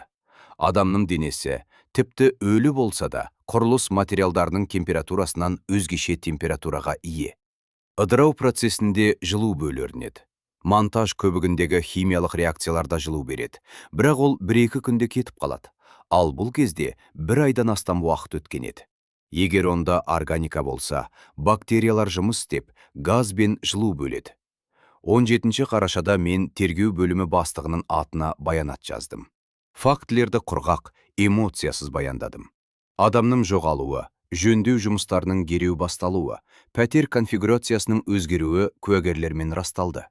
Меншік иесінің коммуникацияларды тексеруге рұқсат беруден бас тартуы, химиямен бүркемеленген ыдырауға тән тұрақты иістің болуы. Мен бақылаудың бұзбайтын әдістерін, тепловизиялық тексеруді қолдана отырып тінту жүргізуге, ал оң нәтиже болған жағдайда конструкцияны бөлшектеуге санкция сұрадым. Бастық баянатқа үнсіз қол қойды. Ол да ескі жедел уәкіл еді, және мұндай сәйкестіктер тек нашар детективтерде ғана болатынын түсінетін. Өмірдегі сәйкестік бұл айғақ. 18 қарашада біз топ дайындадық. Кәсіби құрылыс тепловизоры бар криминалист сарапшы, 2 куәгер, учаскелік полицей, мен және лом сүймендері бар ТЖМ, төтенше жағдайлар министрлігі бригадасы. Олар аулада көлікте күтіп тұрды. Біз қоңырау шалып келісудің қажеті жоқ деп таптық.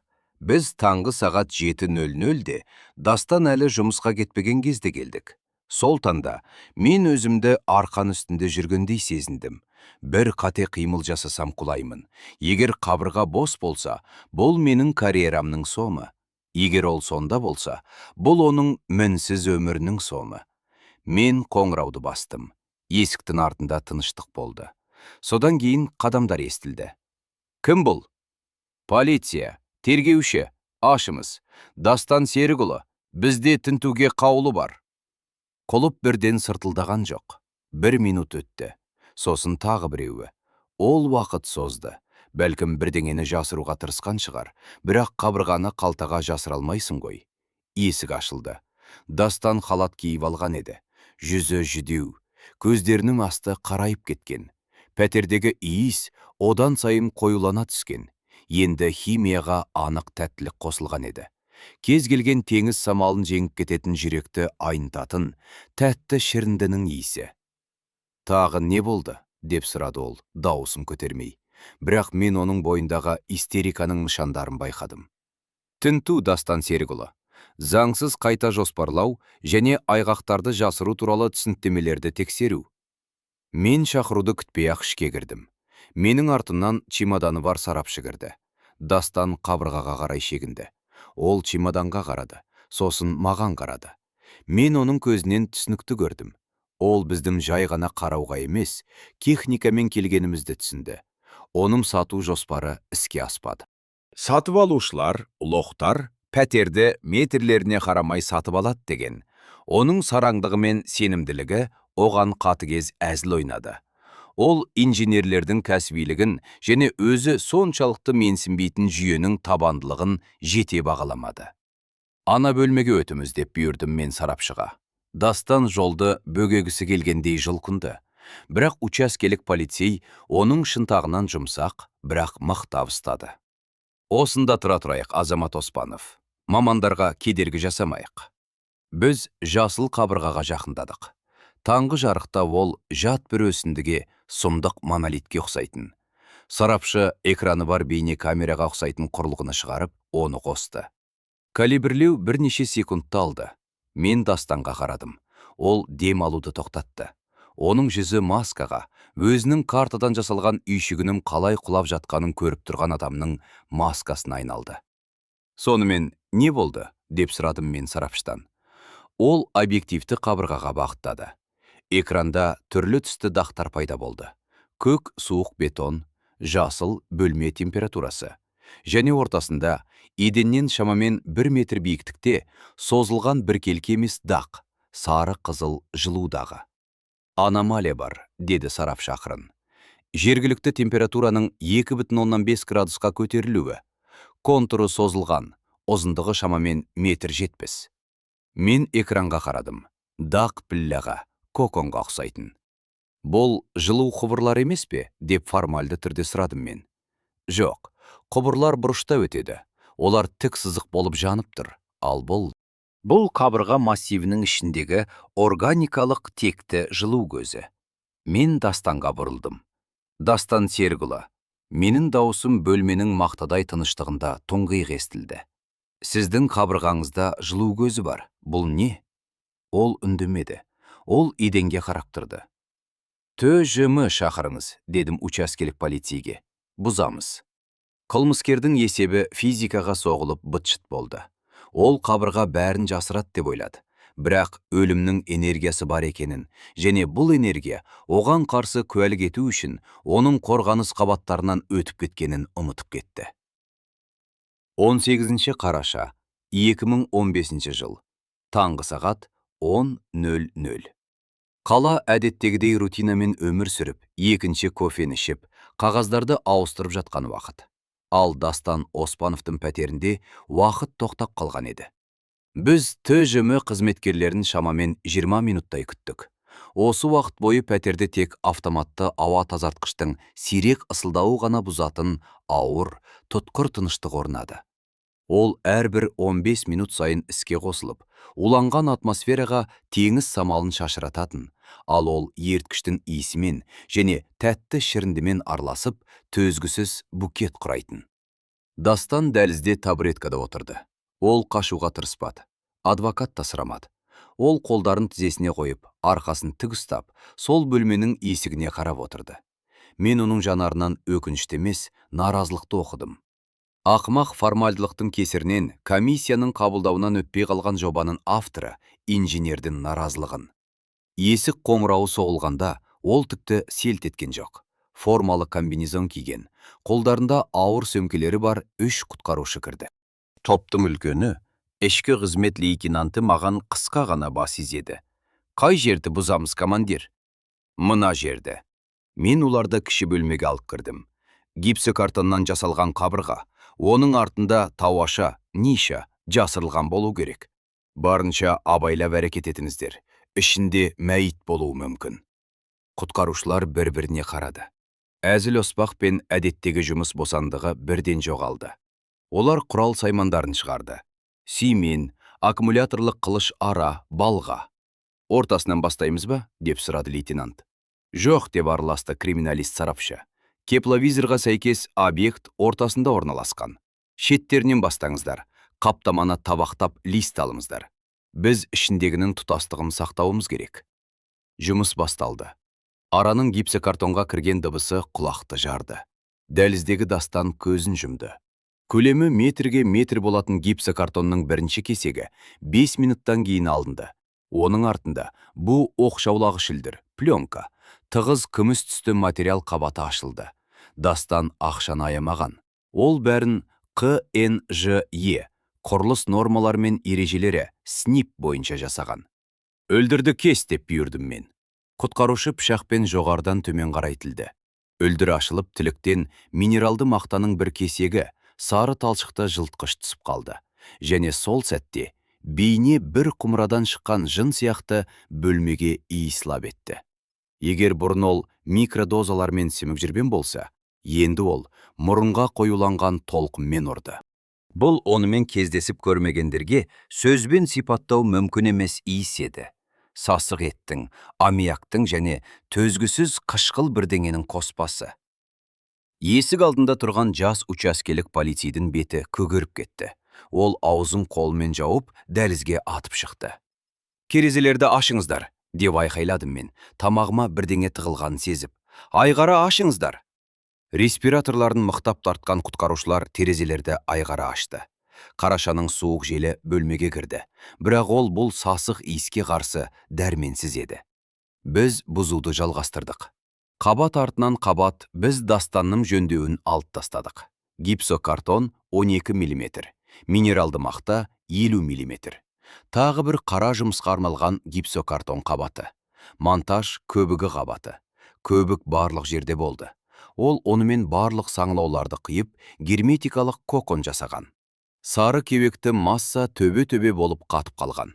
Бұл дыбыс оқшаулағыш емес еді. Бұл биологиялық қауіпті герметизациялау еді. «Қалауды көріп тұрмын», деді құтқарушы, мақтаның кезекті бөлігін жұлып алып. «Кірпіш, бұл тауашаның артқы қабырғасы. Ал мына жерде бірдеңе бар». Тауашаның ортасында көбікке қатып қалған, тік тұрған бір түрлі нысан бар еді. Біз құтқарушылардан саңылауды кеңейтуді сұрадық. 10 минуттан кейін бүкіл жалған қабырға еденде құрылыс қоқысы болып жатты. Біздің алдымызда тауаша өзінің барлық сұмдық жаламаштығымен ашылды. Дастан тауашаның ішінде қалыпқа ұқсас бірдеңе жасаған. Ол кеңістікті барынша тиімді пайдаланған. Ортасында тік тұрған күйде орама тұрды. Бұл үйреншікті түсініктегі адам фигурасына ұқсамайтын. Бұл автобөлшектер дүкенінен алынған қалыңдығы жоғары, полиэтилен үлдірдің ондаған қабаттармен оралған, және күміс түсті арматураланған скотчпен тартылған тығыз кокон еді. Скотч көп болған. Ол коконды әр 5 сантиметр сайын орап, оны күміс монолитке айналдырған. Коконның үстіңгі және астыңғы жағына монтаж көбігі мол құйылған. Ол оны тауашаның едені мен төбесіне жапсырып, мықтап бекіткен. «Кәсіби түрде жасалған», деп еріксіз айтып қалды сарапшы. Ол вакуумдық қаптама жасаған. Егер газдар болмағанда, ыдырау газдары үлдірді үрлеп жіберген. Кокон барабан сияқты керіліп тұрды. Бір жерінде скотч сәл ажыраған жерде күңгірт тақ көрініп тұрды. Сұйықтық аға бастаған екен. Негізгі иіс дәл сол жерден шығып жатқан. Кепловизор осы жылуды тіркеген. Тұйық контур ішіндегі бактериялық белсенділіктің жылуы. «Дастан Серікұлы, мұнда келіңіз», дедім мен қаттырақ. Дастан баяу орнынан тұрды. Ол аузымен дем алуға тырысып, бөлмеге кірді. Ол өз қолымен жасаған ісіне қарады. Оның жүзінде бірде-бір бұлшық ет қимылдамады. Ол конструкцияны бағалап тұрды. Бәлкім, герметизацияда қай жерден қателік жібергенін ойлаған шығар. «Бұл сіздің әйеліңіз бе?» деп сұрадым мен. Ол бірнеше секунд үндемеді, сосын бір рет қысқа ғана бас изеді. «Иә». «Сіз оны өлтірдіңіз бе?» Ол тұтығып қалды. «Бұл жазатайым оқиға болды. Мен оны итеріп жібердім. Ол құлап, басын ұрып алды». Классика. Өзі құлады. Олардың бәрі алғашқы сәтте осылай дейді. Ал содан кейін сіз жедел жәрдем шақырмай, оны қабырғаға қалап тастауды ұйғардыңыз. Көп қабатты изоляция жасауға 1 апта жұмсадыңыз, солай ма? Ол жауап берген жоқ. Мен сарапшыға бұйрық бердім. Біз ішіндегінің нақты адам екеніне көз жеткізуіміз керек еді. Криминалист қалың резеңке қолғап киді. Ол скальпельмен коконның жоғарғы жағындағы үлдірді мұқият кесті. Шыққан газдың ысылдаған дыбысы естілді. Адамның төбе шашын тік тұрғызатын дыбыс. Иіс абсолютті болды. Ол оттегіні ығыстырып, бүкіл кеңістікті толтырды. Үлдір қабаттарының астынан мата, көк джинси матасы көрерінді. Тағы бір кесу, шаш, үйісқан қара шаш, және түсі сұр жасыл болып өзгерген тері. «Әйел адамның мәйіті», деп мәлімдеді сарапшы, эмоциясыз, құрғақ дауыспен диктофонға жазып тұрып. Шіру өзгерістерінің белгілері қатты байқалады. Бет әлпеті деформацияланған, бірақ тануға болады. Киімі жоғалған адамның сипаттамасына сәйкес келеді. Джинси, свитер. Ол үлдір қабаттарын төмен қарай аша түсіп кідірді. Мұнда тағы бірдеңе бар, деді ол, аяқ жағында. Тағы бір кішірек орама. Мен жақындадым. Әйел мәйітінің аяқ жағында, оның балтырына сол скотчпен оралған кішкентай пакет жатты. Сарапшы оны кесті. Жирен жүн. Мысық, деді сарапшы. Жануардың мәйіті де қапталған. Дастан мысықты да өлтірген. Рационалды түрде. Мысық мияулауы мүмкін еді. Иесін іздеуі, есікті тырнауы мүмкін еді. Мысық артық куәгер, немесе жою керек хаостың элементі болды, дерек көзімен бірге. Алып кетіңіз, дедім учаскелік полицейге, Дастанды нұсқап. Учаскелік полицей кісенді шығарды. Металдың сырт еткен дыбысы осы жөндеу жұмысының соңғы нүктесінде естілді. Дастан жұмыс қолғабын киіп жатқандай дағдылы, сабырлы қимылмен қолдарын созды. «Бір өтініш жасауға бола ма?» деп сұрады. Ол оны алып бара жатқанда. «Қандай?» «Дәліздегі жарықты өшірмішші. Шамдар күйіп бітеді, кернеу секіріп тұр». Мен оған жасыру қиын таңғалыспен қарадым. Бөлмеде оның фараон сияқты қалап тастаған, шіріп жатқан әйелі жатыр, ал ол электр қуатын үніндеуді ойлап тұр. «Өшіреміз, Дастан Серікұлы, бәрін өшіреміз». Оны алып кеткеннен кейін күнделікті лас жұмыс, оқиға орнын қарау басталды. Біз коконды бұзып, әрбір қабатты тіркедік. Мен мұның қаншалықты мұқият жасалғанына қараттырдым. Ол үлдір қабаттарының арасына қандай да бір ұнтақ сепкен екен. «Хлор», деп анықтады сарапшы қолғабын иіскеп. «Және белсендірілген көмір. Ол фильтр жасауға тырысқан». «Ақылды», дедім мен ашуланып. «Бірақ мектепте физиканы нашар оқыған. Газдың түзілуі кез келген үлдірді жыртып жібереді.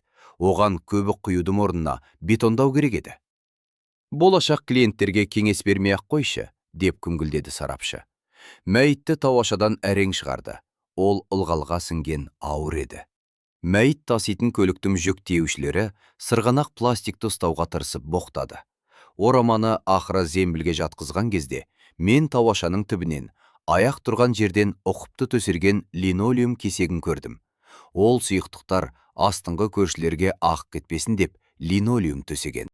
Бұл жай ғана қатыгездік емес. Бұл шаруақорлық, сұмдық, бұрмаланған шаруақорлық еді. Оның әйелі қабырғасында шіріп жатқанда, ол төмендегі көршілеріне қамқорлық жасаған. Ол пик пен қарым-қатынасты бұзғысы келмеді. Ол бәрінің таза болғанын қалады. Мен Дастанның қалтасынан тәркіленген заттар, кілт, әмиян, телефон және ол шығарып тастауды ұмытып кеткен құрылыс дүкенінен алынған чек жатқан үстелге жақындадым. Чек 5 қазан күнгі, күндізгі сағат 12:00-де соғылған. Сатып алу, ерекше берік қоқыс қаптары, арматураланған скотч, 5 орам, үлдір. Бұл оның жазатайым оқиға туралы нұсқасын жоққа шығарды. Егер ол материалдарды күндізгі 12-де сатып алса, ал әйелі оның айтуынша кешке жоғалған немесе құлаған болса, демек ол дайындалған. Ол 5 қазан күні кешке оған көп скотч пен үлдір керек болатынын білген. Бұл қасақана, дедім мен өзіме. 99 бап, 1 бөлік. Ешқандай нұсқасыз. Түске қарай пәтер мөрленді. Мәйітті сараптамаға мәйітханаға алып кетті. Сарапшылар материалдардың үлгілерін, қабырғалардан қырындыларды, көбік кесінділерін жинады. Мен кіреберістен ең соңғы болып шықтым. Көшеде қараушылар тобы жиналыпты. Көрші Ажар апай қолдарын кеудесіне басып бірінші қатарда тұрды. «Таптыңыздар ма?» деп сұрады ол, ернімен ғана. Мен үнсіз бас тизедім. «Құдайым-ай!» Ол шоқынып алды. «Ал ол маған кеше бұрғысын қарызға ұсынған еді ғой. Алыңыз, Ажар апай, жақсы бұрғы, маған әзірге керек емес» деген еді. Мен қызметтік көлікке отырдым. Қолдарымнан темекінің және терінің тесіктеріне дейін сініп қалғандай көрінетін сол тәттілеу иістің иісі шығып тұрды. Мен бұл иістің мені әлі бірнеше күн үзіме түсетінін білдім. Оны ешқандай душ бірден шайып тастай алмайды. Бұл адам зұлымдығының иісі. Бөлімде мені бастық күтіп отырды. Сонымен не болды деп сұрады. Ол қағаздан бас алмай. Қабырғаға қаланып тасталған 5 қабат изоляция. Бастық көзілдірігін шешіп, мұрнының үстін уғалады. Рәсімдедің бе? Рәсімдедім. 128 бап бойынша ұсталды. Мотив. Пәтер мәселесі ме? Қызғаныш па? Мен иығымды қусырдым. Жоқ, онда басқа нәрсе. Онда тәртіп. Әйелі оның тәртібін бұзған. Мен өз үстеліме отырып, күдіктіден жауап алу хаттамасының таза бланкысын аштым. Маған өз әйелін құрылыс қоқысы сияқты қаптап тастап, сонымен бірге дәліздегі шамдар үшін алаңдайтын адаммен сөйлесу керек еді. Бұл қаланған қабырға үстіндегі ең қорқынышты нәрсе болатын. Мәйіт емес кісі өлтірушінің тотальды мұздай қалыптылығы. Ол үшін бұл қылмыс емес, бұл жөндеу жұмысы еді. Ақауды жою. Мен қаламдалдым. Күдікті Оспанов Дастан Серікұлынан жауап алу хаттамасы. Енді ем қиыны алда еді. Кісі өлтіру фактісін дәлелдеу емес, мәйітті біз таптық. Қасағана ниетті дәлелдеу. Оның итеру және құлау туралы нұсқасын тас талқан ету. Сол бір қайғылы күннің тал түсінде скотч алуға кезекте тұрғанда, оның мұны қалай жоспарлағанын айтып беруге мәжбүрлеу. Нөмірі 4 жауап алу бөлмесі біздің басқарманың басқа кабинеттерінен көп айырмашылығы жоқ еді. Сол баяғы сұр, көптен бері сырланбаған қабырғалар, еденге бұрап бекітілген үстел мен 2 орындық. Жалғыз айырмашылығы қабырғалардың біріндегі гезел айнасы. Оның артында әдетте жедел уәкілдер немесе тағылымдамашылар іш пістіріп отыратын. Бірақ сол күні 2015 жылдың 20 қарашасында айнаның артында адам көп болды. Қаланған қабырғаға ісі басқармада резонанс тудырды. Әріптестерім жөндеу жұмыстарын жерлеу рәсіміне айналдырған адамды көргісі келді. Мен кабинетке қалың папкамен кірдім. Дастан Оспанов қолдарына қарап отыр екен. Оның жанына тағайындалған адвокат жауап алу басталмай тұрып-ақ маған өзінің қорғалушысы керең шок жағдайында екенін және тергеумен ынтымақтасатынын түсіндіруге тырысқан жас алаңғасар жігіт жайғасты.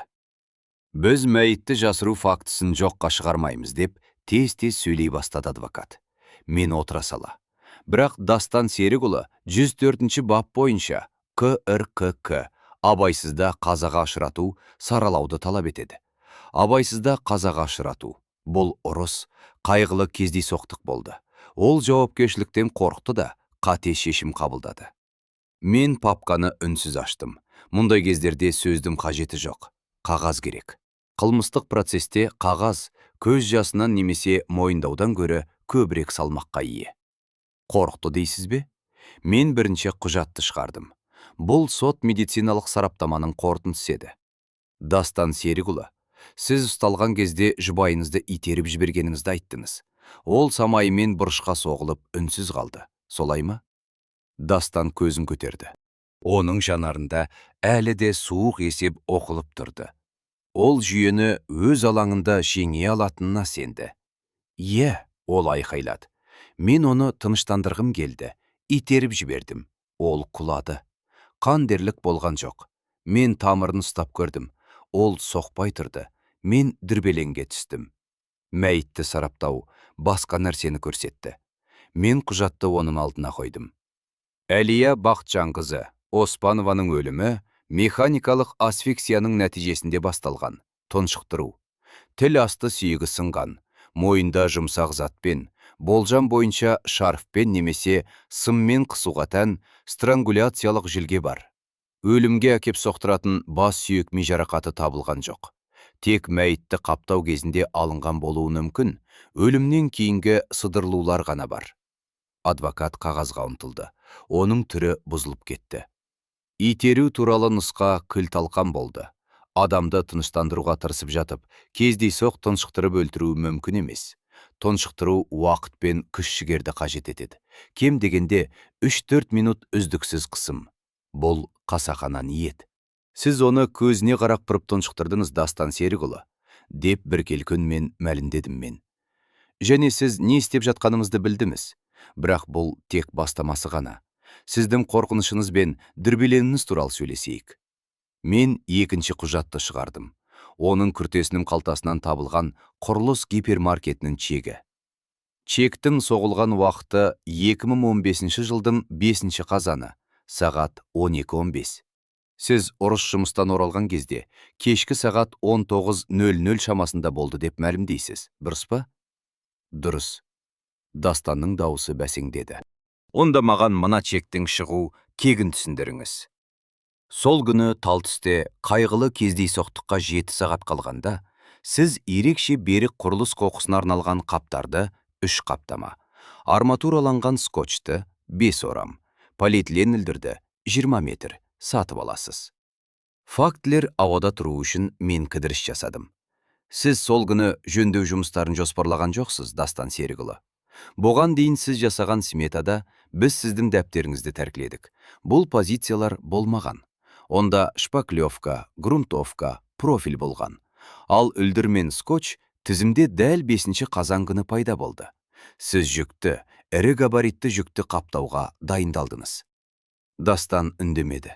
Оның саусақтары құлыпталып, сүйектері ағарып кетті. Ол түсінді. Мен оның хронологиясынан тесік таптым.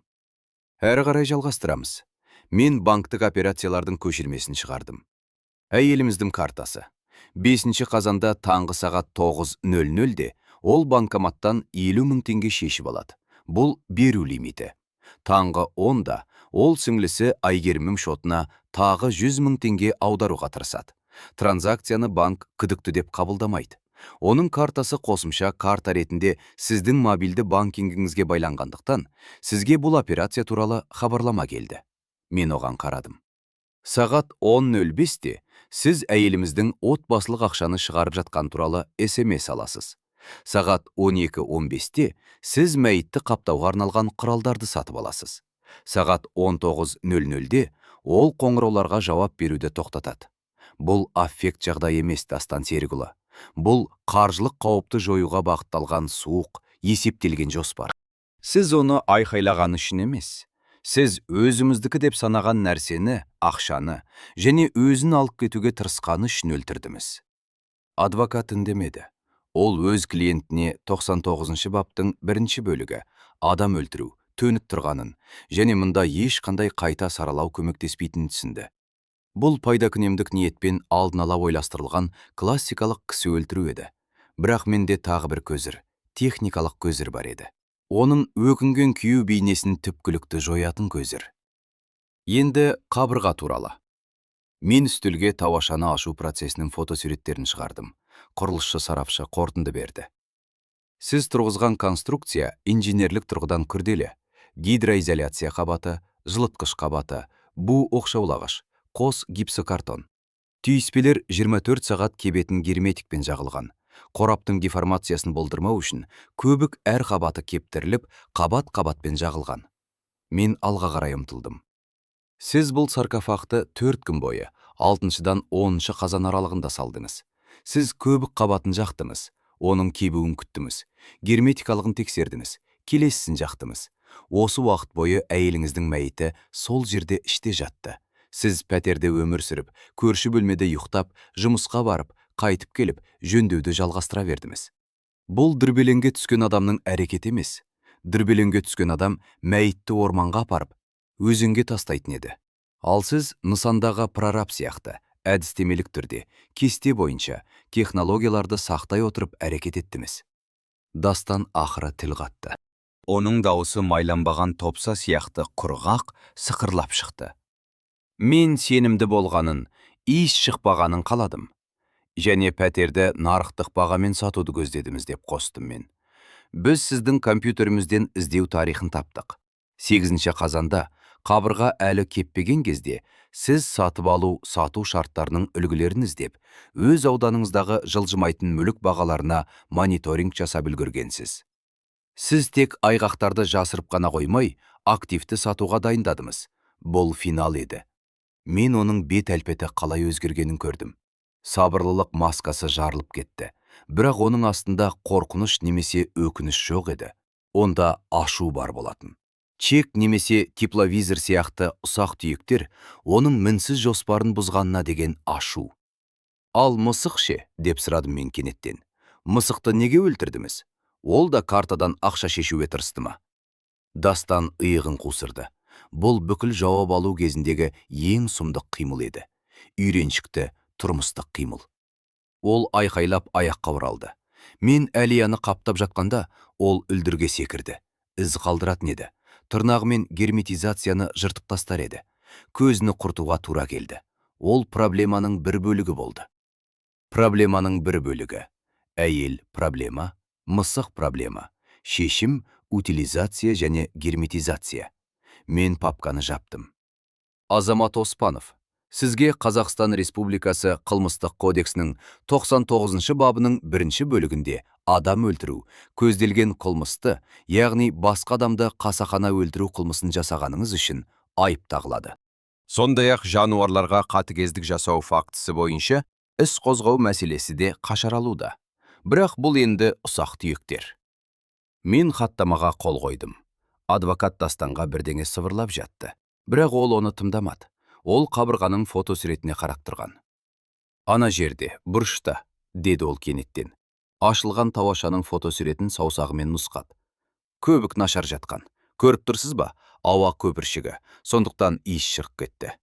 Кәсіби қысқа көбік алу керек еді. Ол тығызырақ болады. Мен оған 25 жыл қызмет еткеннен кейін де жасыру қиын жиіркенішпен қарадым.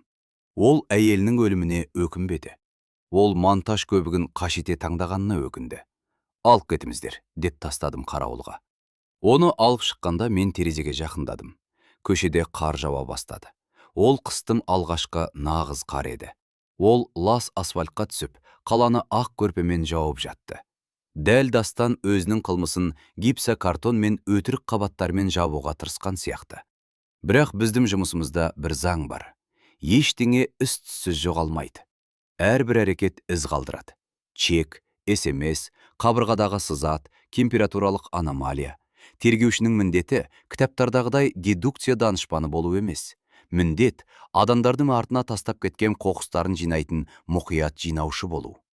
Мен барлық айғақтарды қорапқа жинадым. Скотчқа арналған чек, қоңыраулардың көшірмесі, банктен үзінді көшірме, тіл асты сүйегінің сынуы туралы сот медициналық сараптаманың қорытындысы, көбік пен үлдір үлгілері, инженердің қызыл белгілері бар ТБИ жоспары. Бұл Дастан Оспановты қатаң режимдегі колонияға ұзақ жылдарға жіберу үшін жеткіліктеді. Пазл құрастырылды. Картина ұсқынсыз, бірақ толық еді. Айыптау қорытындысын жазып, сырдың иісінен басталып, монтаж көбігінің қасиеттері туралы дәріспен аяқталған іске нүкте қою ғана қалды. Дастан Оспановтың соты 2016 жылдың ақпанында өтті. Ол кезде қыс ұзаққа созылып, қар кірлеп қатып қалған иінділер болып жатқан. Ал сот залындағы атмосферада ауа райына сай еді. Сұр, тұншықтырғыш және қандай да бір үмітсіз үйреншікті. Мен үкім жариялауға қатыстым. Бұл тергеуші үшін міндеттемес еді. Істі мен прокуратураға әлде қашан өткізгенмін. Ал менің жұмысымды қанағаттанарлық деп бағалады. Жүйенім тілінде бұл саған ешқандай кінәрат жоқ дегенді білдіретін ең жоғары мақтау. Бірақ мен келдім. Мен финалды көруім керек болды. Дастан аквариумда, сотталушыларға арналған шыны кабинада отырды. Ол қалыпты көрінді. ТКИ-дегі 3 айдың ішінде ол арықтамаған, шаш сақалы өспеген, өзінің ұқыпты түрін жоғалтпаған. Ол кептегіс қырнып алған, жейдесінің барлық түймелері қадаулы. Ол судьяны өзінің құрылыс фирмасындағы жиналыста баяндамашыны тыңдағандай, мұқият, басын сәл иіп, іштей маңызды тармақтарды түртіп алып тыңдап отырды. Ешқандай көз жасы жоқ. Мен кінәлі емеспін, немесе кешір мені Әлия деген айқайлар жоқ. Судья іс материалдарын бір сарында дауыспен оқып жатты. Қылмыстық пиғылын жүзеге асыра отырып, іздерді жасыру құралдарын алдын ала сатып алған, кәсіби дағдылар мен құрылыс материалдарын пайдалана отырып, туыстары мен құқық қорғау органдарын циникалық түрде жаңылыстырған. Судья мысықты өлтіру туралы айтқанда ғана Дастан бір рет қабағын тиді. Бәлкім бұл эпизод оған осындай байыпты құжатта атап өтуге тұрмайтын, тым ұсақ нәрсе болып көрінген шығар. Ол үшін бұл биологиялық қоқысты утилизациялау еді, ал сот мұны қатыгездік деп атады. Үкім. Қатаң режимдегі колонияда 14 жыл бас бостандығынан айыру. Қосымша, марқұмның сіңлісіне моральдық шығын ретінде 10 миллион теңге, 2 миллион рубль баламасы ретінде алынды. өтемақы төлеу. Қарауыл оны залдан алып шығып бара жатқанда, ол менімен көз қарасымен жанасты. Оның көзінде өшпенділік жоқ еді, онда сабырлы, мұздай тану бар болатын. Біз екеумізде кәсіпқой едік. Мен өз жұмысымды істедім, ал ол жасыру тұрғысынан өз жұмысын нашар істеді. Ол партияны ұтылды, бірақ жеңілісін истерикасыз мойындады. Азамат тергеуші деп тастады ол жанымнан өтіп бара жатып. Пәтерді сатасыздар ма? Жаңа тұрғындарға айтыңызшы, желдеткішті тексерсін. Онда тарту күші нашар. Бұл оның бостандықтағы соңғы сөздер еді. Тіпті этапқа кетіп бара жатып та, ол нысанның техникалық жағдайын ойлады. Мен сот ғимаратынан аязды ауаға шығып шылым тұтаттым. Әлияның сіңлісі Айгерімді адвокаттар мен туыстар алып кетті. Ол үнсіз, ақырын жылап бара жатты. Ол үшін тозақ заңды түрде аяқталды. Бірақ психологиялық тұрғыдан ол мәңгілікке жалғасады. Әпкеңнің өз пәтерінде орта ғасырлық тұтқын сияқты қабырғаға қаланып тасталғанын білу. Бұл біліммен өмір сүру қиын. Қаланған қабырға ісі жабылып, мұрағатқа тапсырылды. Бірақ мен үшін ол жай ғана нөмірі бар кезекті папкадан әлде қайда үлкен нәрсеге айналды. Ол суайрыққа айналды. 25 жылдық жұмысында мен көп нәрсені көрдім. Мотиві бір секундта жоқтан пайда болатын мас күйдегі пышақтасыларды көрдім. Ақша мен билік үшін адамдарды өлтірген 90-шы жылдардағы бандиттік разборкаларды көрдім. Ауру психиканың әсерінен әрекет ететін маньяктарды көрдім. Бірақ Дастан Оспанов мені олардың бәрінен де қаттырақ қорқытты. Өйткені ол қалып деді. Психиатриялық сараптаманың қорытындысына сәйкес, ол абсолютті түрде ақыл есі дұрыс болды. Ол өз әрекеттеріне есеп бере алды. Ол дауыстарды естімеген, галлюцинациялардан зардап шекпеген. Ол жай ғана тәртіп пен бақылау адам өмірінен жоғары тұратын адам болды. Ол әйелін ашу-ызамен емес, күрделі механизмдегі кедергіні жойғандай өлтірді. Ол қолайсыз бола бастады. Ол ресурстарды, ақшаны алып кетіп, құрылымды бұзғысы келді, ажырасу. Жүйе ақау берді, ал ол бұл ақауды жойды. Бұл істегі ең қорқыныштысы, сағат 12:15-те соғылған скотчпен үлдірдім чегі. Ол кассада арматураланған лентаны таңдап тұрған сәтте Әлия әлі тірі еді. Ол бәлкім кофе ішіп, теледидар көріп, немесе заттарын жинап жатқан шығар. Ол дем алып жатты. Ал Дастан оны өз басында әлде қашан қаптап қойған болатын. Ол бұл қабырғаны менталды түрде тұрғызып қойған. Тек жобаны өмірде жүзеге асыру ғана қалған еді. Философтар жазған зұлымдықтың қарапайымдылығы деген осы. Зұлымдық көздері жанып тұрған жын емес. Зұлымдық ол 5 жыл бірге тұрған адамын үйден алып шығу үшін қоқыс қаптарының жетер-жетпесін іскерлікпен тексеріп, құрылыс гипермаркетінде кезекте тұрған таза күрте киген тақырбас ер адам. Осы істен кейін мен жөндеу жұмыстарына басқаша қарайтын болдым. Әр жолы құрылыс қоқыстарына, гипсокартон кесектеріне, ескі түс қағаздарға, шаң толған қаптарға толы қоқыс контейнерлерінің жанынан өткенде, еріксіз ол жерде артық бірдене жоқ пе екен деп үміле қараймын. Сырдың иісімен үшін енді мәңгілікке сол тәттілеу шіріндінің иісімен байланысты. Егер мен кіреберіске беріп, ерткіштің өткір иісін сезсем, менің қолым учаскелік полицейге қоңырау шалу үшін рефлекторлы түрде телефонға созылады. Бұл кәсіби деформация, мен оны білемін, бірақ сақтанғанды Құдай сақтайды. Оспановтардың пәтерін ұзақ уақыт сата алмады. Ақпарат баспасөзге тарап кетті. Риэлторлар сыбырласты, сатып алушылар үркіп қашты. Ақырында оны Алматының тіркеуі үшін тарихына пысқырмаған әлде бір сырттан келгендер үлкен жеңілдікпен сатып алған сияқты. Олар сол жасыл дизайнерлік гипсокартонды сыпырып тастап, бұрыштарды аластады деп үміттенемін. Дегенмен мен діндар адам болмасам да, мұндай ластықты қасиетті сумен жуа алмайсың деп санаймын. Мұнда бетонға дейін, іргетасқа дейін күрделі бөлшектеу қажет. Сол күні кешке соттан кейін мен үйге оралдым. Менің пәтерім бос еді. Әйелім балалармен бірге демалыс күндеріне анасына кеткен. Тып-тыныш. Мен жуынатын бөлмеге барып суық суды қостым. Атқылаған судың мыңдаған тамшыларға бөлініп, фаянсқа қалай соғылып жатқанына қарап тұрдым. Жуындым. Мұздай су бетімді қарып, ойымды ретке келтірді. Біздің жұмысымызда жұмысты үйге әкелмеу, өлілерді мәйітханада, ал қылмыскерлерді камерада қалдыру деген ереже бар. Бірақ жылдар өте келе бұл шлюз ұстамайтын болады. Оқиғалар ішке сіңіп кетеді. Олар сол саңылаулардағы монтаж көбігі сияқты есте қалады. Мен жуынатын бөлмемдегі кафельге қарадым. Кегістік істер, ұқыпты тегістеу, затирка. Мен жөндеуді 10 жыл бұрын өз қолыммен жасағанмын. Мен бұл плитканың артында тек бетон мен құбырлар ғана бар екенін білдім. Бірақ бір секундқа маған қабырға сәл дірілдеп тұрғандай көрінді. Мен суды өшіріп, бетімді қатты сүлгімен сүрттім. Мен 50 жастамын. Мен юстиция подполковнигімін. Мен кісі өлтірушілерді қалай іздеу керектігін, алибиді қалай бұзу керектігін және құпия орындарды қалай табуға болатынын білемін. Бірақ мен мұндай дастанды ол қолына скотч алмай тұрып, қалай тануға болатынын білмеймін. Олар біздің арамызда өмір сүреді. Олар көршілермен амандасады, шоттарды төлейді, үтіктелген жейде киеді. Біреу оларды ашыландырғанша, немесе кетіп қалуға тырысқанша, немесе артық 100 теңге жұмсағанша, олар мінсіз азаматтар. Сосын олар қолдарына құрал алады. Мен ас үйге кіріп, өзіме қантсыз қою қара шай құйдым. Терезе сыртында алматы шулап жатты. Миллиондаған терезелер, миллиондаған қабырғалар. Олардың әр қайсының артында өз өмірі мен өз құпиялары бар. Қаланған қабырға аяқталды. Кінәлі жазаланды. Әділеттілік. Бұл әлемде қаншалықты мүмкін болса, соншалықты орнатылды. Мен қалтамнан дәптерімді шығарып, Оспанов сот деген жолды сызып тастадым.